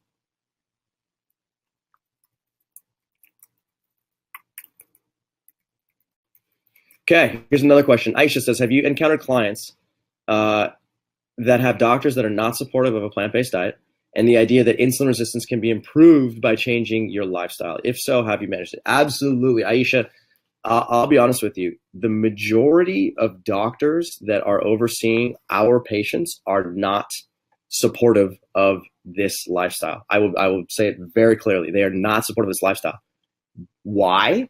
Is it because what we're teaching you is dangerous? No. What we're teaching you is actually the evidence-based approach to reversing insulin resistance. The reason why doctors are not supportive of it is because they never learned it. In medical school, your average doctor goes to medical school for 10,000 hours and they learn less than 20 hours of nutrition education.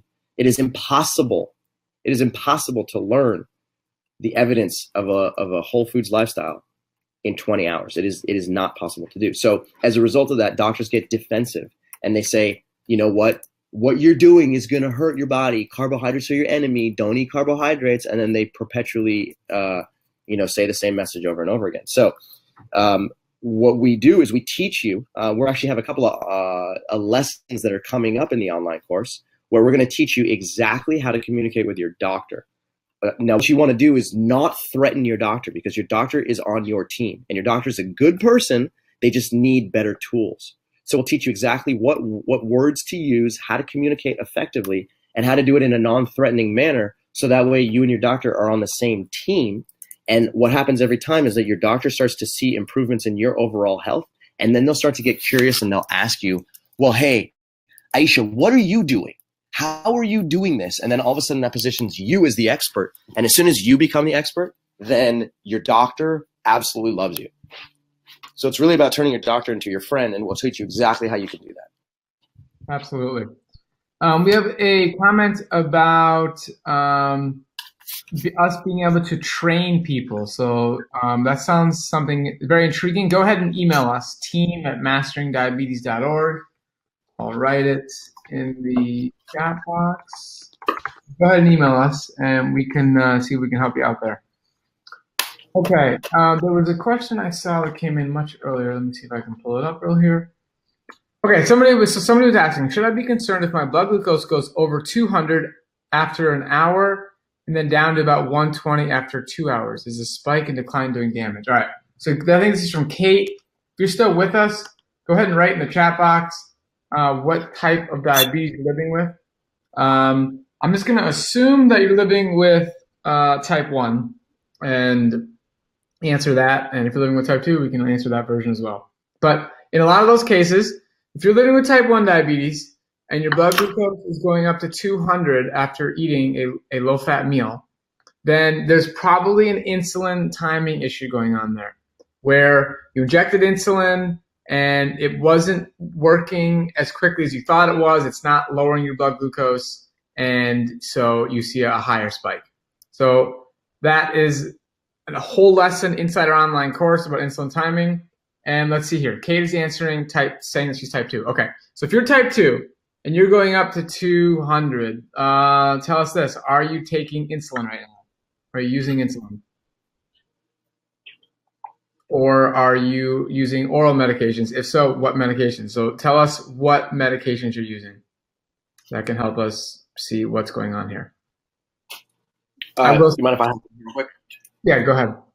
So one of the things that happens when you transition to this way of eating is that you see some dramatic improvements in your blood glucose, but oftentimes you can get these spikes that you're saying, wait a minute, this isn't supposed to happen. This isn't working. And in reality, what ends up happening is that if you are insulin resistant, your blood glucose will go up and it'll stay up for a long period of time. So if you can draw a graph in your head of a line that goes up quickly and then it stays up and plateaus, what we're really calculating here is the area under that curve. When the area under that curve is high, that's what leads to complications of diabetes. So what you're experiencing is a line that goes up and then a line that comes down relatively quickly. So the area under that curve is much, much less. It's like 1/5 to 1/6 what it is when your blood glucose stays up. So over the course of time, we want two things to happen. Number one, we want your peak blood glucose to be lower. And then number two, we also want it to return back to its normal value quicker. And that process does unfold over time. In some individuals, it can happen in the span of a month. In some individuals, it takes 3 months. In some people, it takes 12 months. It depends on a number of things. Depends on what is your activity level. Do you use your body on a frequent basis? Depends on how overweight you are, if you are overweight, how insulin resistant you started this process at. So as long as you're continually moving towards a lower peak blood glucose and a quicker return to normal, then that's an indicator that your insulin resistance is improving and you're becoming more insulin sensitive. And if a little bit of patience and a lot of consistency absolutely gets you there. Love it. Okay. So we got somebody saying, whole grains give me problems. I get sleeping hands, fingers, and arms in the morning. When I remove them, they go away, and all I can eat is white rice in the green group. Tried it multiple times. Okay, yeah, it's great. So that's it's a great thing here. Part of our program is we always help people go to the refinements that they're looking for. Some people want to come in the program and eat, 100% raw foods. Some people want to come in the program and they don't want to eat gluten. Some people don't want to eat any grains at all. It's totally customizable. This approach of truly successfully following a low-fat, plant-based, whole food diet has some own versions within that. And we are here to help you guys reach your goals, whatever that is. You guys have a specific goal, a specific health outcome you're looking for, and we're going to help you achieve that. So in this case, the whole grains are a problem, then we support you 100% in not eating them. Okay, let's see. So this person was asking for an email. So there we go. They got the email. Thank you, Kylie. Let's see what else we got here. Pre-diabetes. 3 times the last 10 days, I stood up and felt dizzy. One of them was a true fear paralysis situation where I couldn't speak and couldn't move, but my knees were buckling. Is there something I could be doing wrong? Wendy, Cyrus, do you have any thoughts on Wendy's comment here? Standing up and feeling dizzy. We probably need a lot more information here. Yeah, can you give us a little bit more of a description of exactly what's happening? Because it could be due to a change in your blood pressure. It could be due to insufficient blood flow to your brain. So give us a little bit more information. How often does it happen? When does it happen? What causes it to happen? And then we can try and help you out for sure. Okay, Linda's asking a good question. Is it necessary to take omega-3s if you have heart disease? This whole thing about essential fatty acids and omega-3s, all the marketing around this is so blown out of proportion, it's not even funny. If you look at the work of Dr. Cobble Esselstyn in his book, Prevent and Reverse Heart Disease, you can see how he actually is the only one who in peer-reviewed research has shown how to reverse heart disease, and they were not taking omega-3 supplements. So what really is the most important is your 3 to 6, the ratio of the 3 to 6. And when you follow this diet, eating nothing but whole foods, the ratio sorts itself out. It's when you're eating all the processed stuff, oils, excess of nuts, that things get out of whack. So don't worry about omega-3s. If you really want an insurance policy, you can have a tablespoon of ground flax seeds and you already automatically meet your essential fatty acid needs just with that. And of course, essential fatty acids are in all foods on this program. Every single food, whole plant foods, have essential fatty acids in them. So when you eat enough and you meet your caloric needs, you're going to meet your fatty acid needs. Okay, so we're getting a little more detail on the dizziness situation.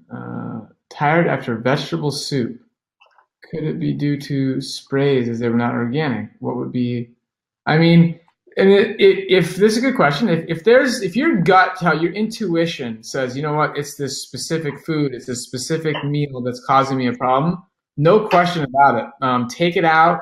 One thing we do in our program for some people is an elimination diet, where you take out a lot of things, eat super, super simply, and then add in some things back one at a time and try and figure things out. As far as pesticides and whatnot, we are really big believers in the dirty dozen and trying to avoid those when possible. I know personally there's just some conventional produce items I just cannot eat, and if I do, it's a guaranteed headache. So it's definitely something that could be an issue, and you got to experiment. You just got to try it out. All right. What else? Somebody asked, can I still eat hummus? Yes. So there are a lot of great hummus recipes that are made of chickpeas and other beans, and then you add some spices and herbs in there, and you can have really delicious, low-fat, whole food hummus. So you do not have to give up your hummus. I think Callie actually already answered that, but let's see, what else? Okay, so on this diet, my calcium intake is low on Chronometer. The calcium you need is blown out of proportion. Cyrus, you want to comment on that one?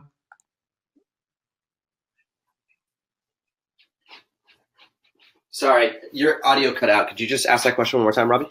Yeah. So when somebody's worrying that on Chronometer, their calcium, they don't meet the calcium requirements that Chronometer is asking for, which is blown out of proportion. Okay. So general rule of thumb.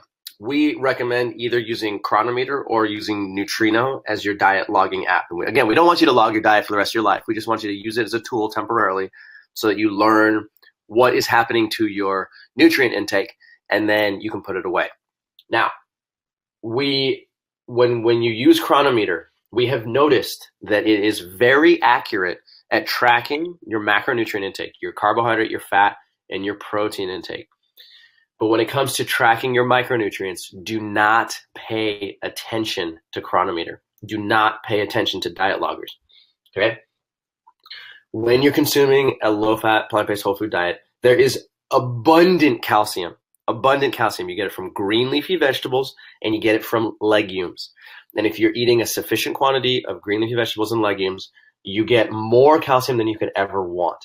On top of that, the calcium that you get from plant foods is bioavailable, and it does not drop your blood pH. So a lot of the foods that you get from, when you consume animal products and animal protein in general, animal protein has a very specific amino acid sequences, and the amount of sulfurinated amino acids that you get from animal protein is higher than it is in plant products.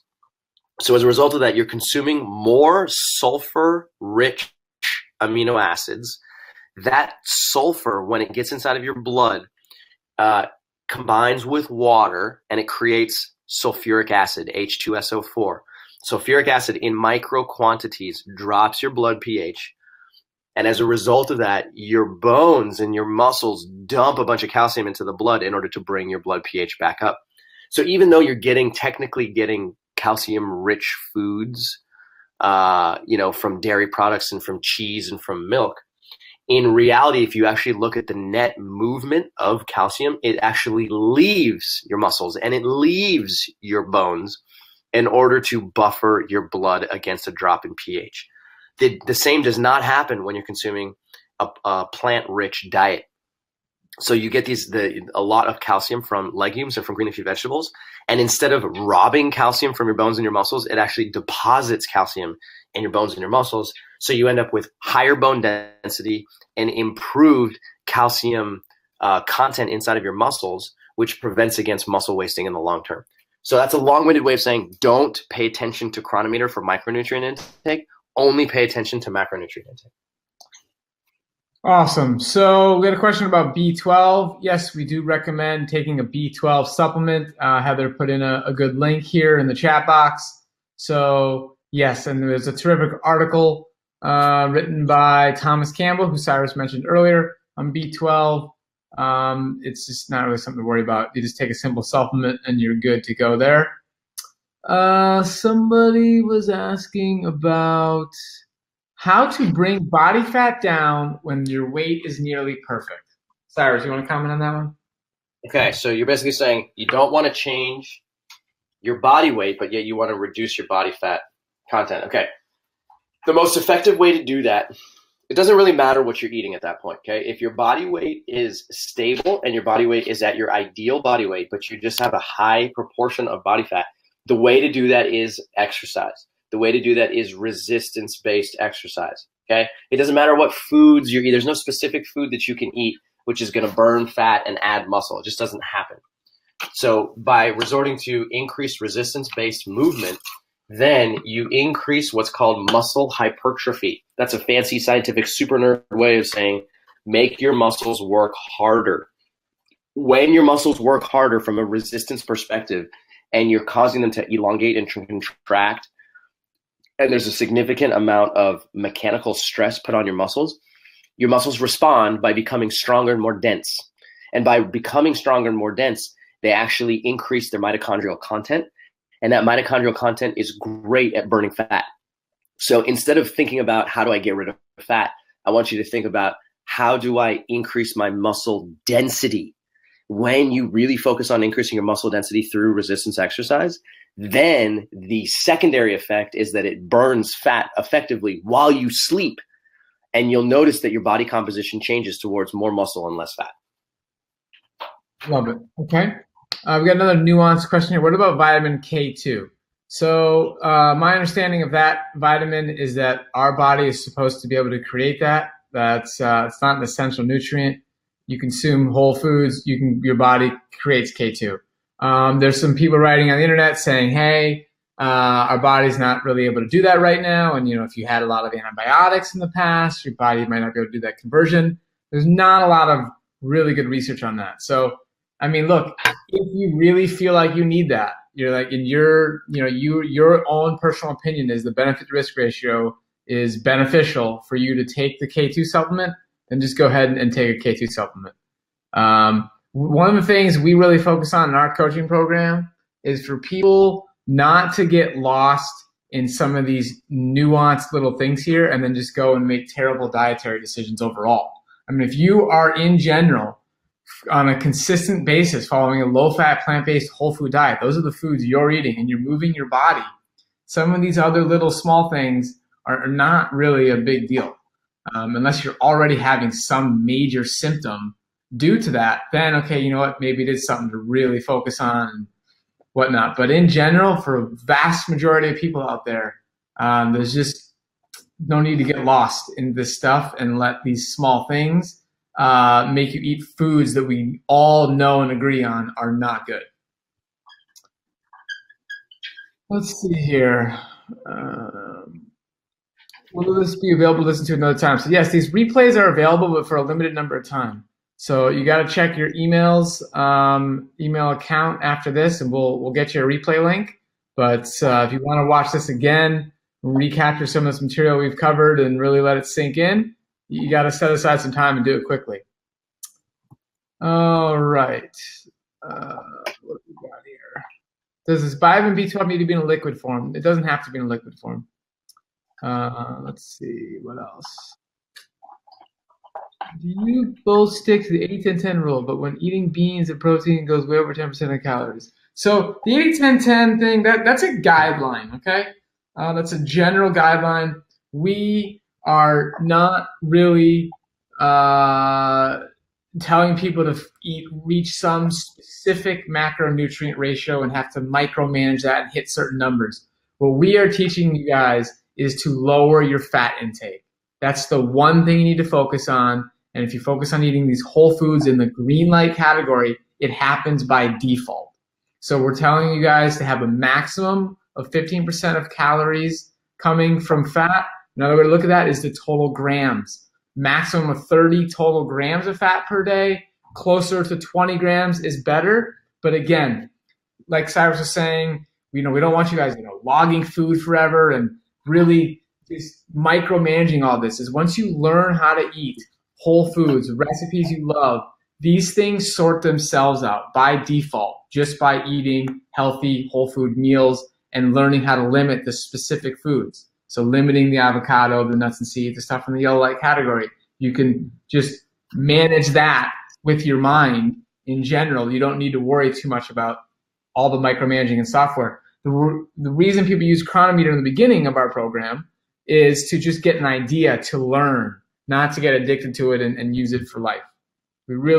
This whole thing about eating is about getting to a point you don't have to worry about nutrition, think about nutrition. You just live your life and focus on what you love because you're feeling amazing and not worrying about food and diseases and all this other stuff that lots of people are dealing with in our culture.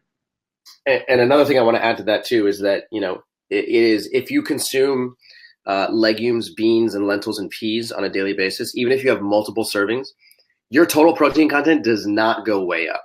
So, like Robbie said, we kind of generally steer you towards about a 70-15-15 ratio. An 80-10-10 ratio is also perfectly acceptable.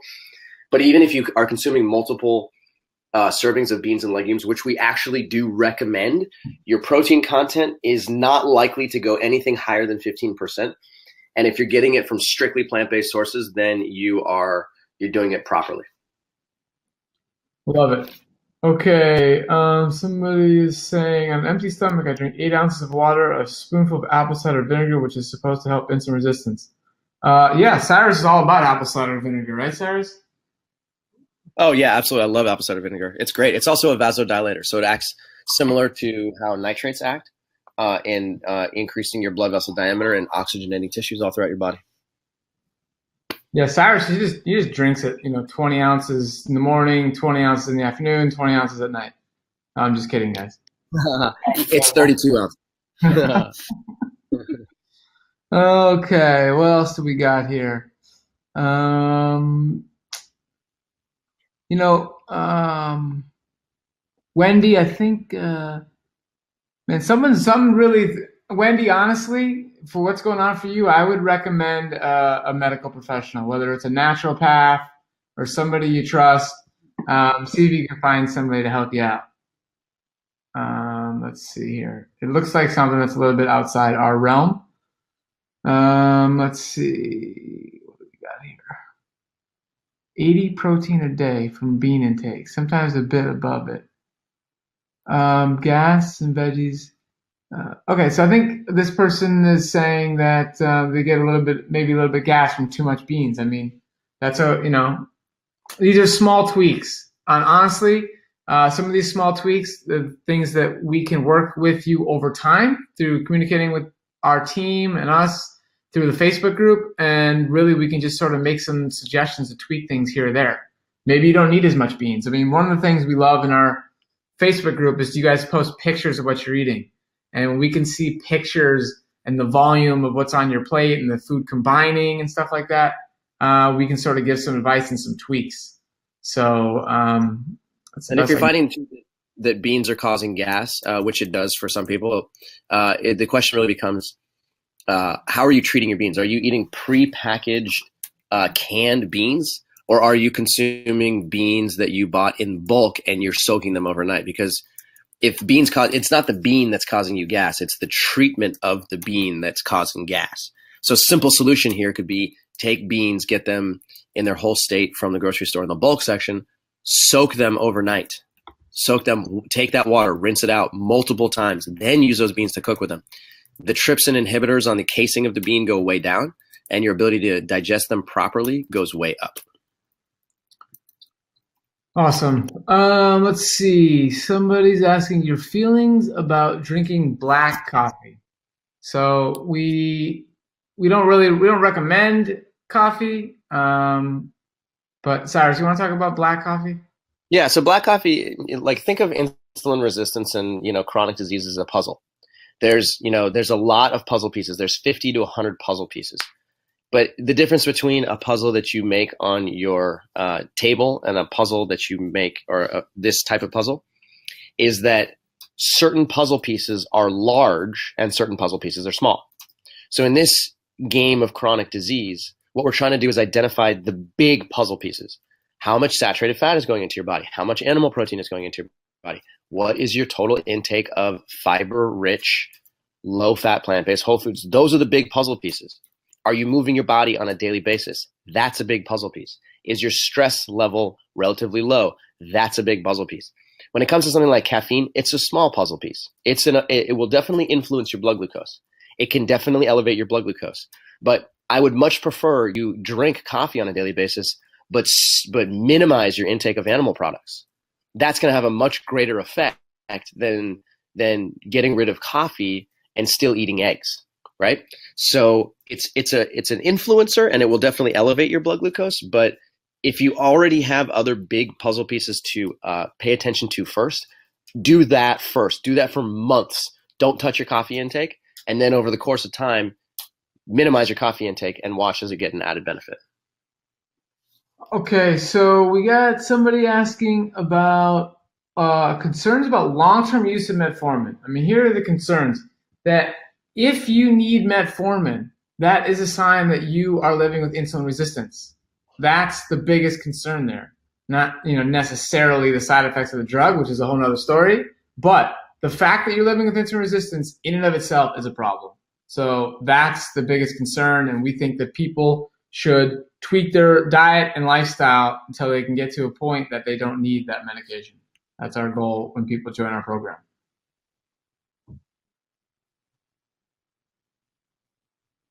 Type 2, no meds. Is it okay to eat oatmeal and fruit for breakfast? What about adding unsweetened almond milk? Yeah, that's great. Absolutely. Enjoy those foods.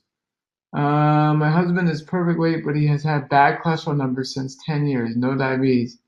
Yes, if your husband has terrible cholesterol and is still eating foods that contain cholesterol, that's something that's worth changing and necessary to change. And we would expect you to see some rapid improvements if done properly. No question about it. If you drop yogurt, where do you get probiotics from? Cyrus, you want to talk about that? Absolutely. So there's probiotics and there's prebiotics. Okay. Probiotics are bacteria that you get from a pill or bacteria that you get from a fermented food like kombucha or sauerkraut. Okay. It's actually millions, sometimes billions of bacteria that you put into your mouth that end up colonizing your gut and creating a much more hospitable environment that's significantly reduced in its total inflammation. Okay, that's the purpose of eating a probiotic. Now, a prebiotic is, instead of eating the bacteria, what you're doing is you're eating the food that your bacteria will eat. So prebiotics are fiber-rich foods. Anything that contains fiber is going to feed your existing microbiome. So is it important to consume probiotics? Well, it depends on your very particular situation, but the majority of people following a whole food plant-based diet do not consume probiotics because it's not necessary. Instead, you eat prebiotics and you provide your existing bacteria with a ton of fiber. And those bacteria that are fiber-eating bacteria, they go to town and they start to replicate and they start to colonize your gut. And then they outcompete the bacteria in your large intestine that would have snacked on the breakdown products of animal products. And by doing that, these fiber-rich, these fiber-hungry bacteria outcompete the animal product-hungry bacteria. And then over the course of time, your large intestinal health goes through the roof. Awesome. So somebody's asking about yogurt allowed? No, yogurt is not something recommended in this program. Even a plant-based version can be high in fat, so you got to be careful there. Let's see. Oatmeal. Oatmeal is allowed. Sure. Yes. Absolutely. Let's see. What else? I think we've gotten through majority of these questions, Cyrus. What do you think? Yeah, I think we've gotten a lot of questions. If you guys have any more questions, just email us at team@masteringdiabetes.org. Once again, team@masteringdiabetes.org. We'll respond to every single one of your emails, no question. And again, if you have any questions about, is this the right program for me? I'm not sure. I have a very particular health condition. Can you guys help me out? Please hit us up with all of your questions, and we will give you a very honest and sincere answer. Our goal is not to just say, okay, everybody join our program, right? We know our program works. There's no question about that. But we want to make sure that you have the right commitment level, that you have, that insulin resistance is truly the most important health condition that you're trying to reverse. And if that's the case, then we recommend joining the coaching program. And if that's not the case, then we'll be very open and honest with you and say, hey, we don't think this is the right program for you. But, any questions you have, please feel free to reach us at team@masteringdiabetes.org, and we'll get back to you ASAP. All right, and while we're here, you know what? Let me just answer a few of these so you don't have to email us. Some best sweeteners. So stevia, no, we do not recommend stevia. It's super, super concentrated, and it limits your ability to enjoy the actual natural flavors in whole foods. So as far as what kind of sweeteners, we recommend people use really ripe, delicious fruit. Dates, date paste can be a great sweetener. Recommend that. Can I use oat bran as my cereal instead of oatmeal? So this goes back to a point which is really important. We encourage people to eat intact whole grains. So if you want to eat oats, oat groats is ideal. That's best. And then there's steel cut oats, and that would be the second best. So you want the least processed in any food that you're consuming, and that's just a key to this program. Low-fat, plant-based, whole foods. What do we mean by whole foods? We mean little processing as possible. Minimize processed foods. And I think we got it right there. I think that's everything. Okay, I think we got those last questions. So guys, for all of you who have stuck with us, thank you so much for sticking through this, and we hope to see you inside our program. We'd love to work with you. So I think we're signing off. Have a good one, everybody. All right, thanks for paying attention, guys. We had a great time, and we look forward to learning from you more. All right, bye, everybody.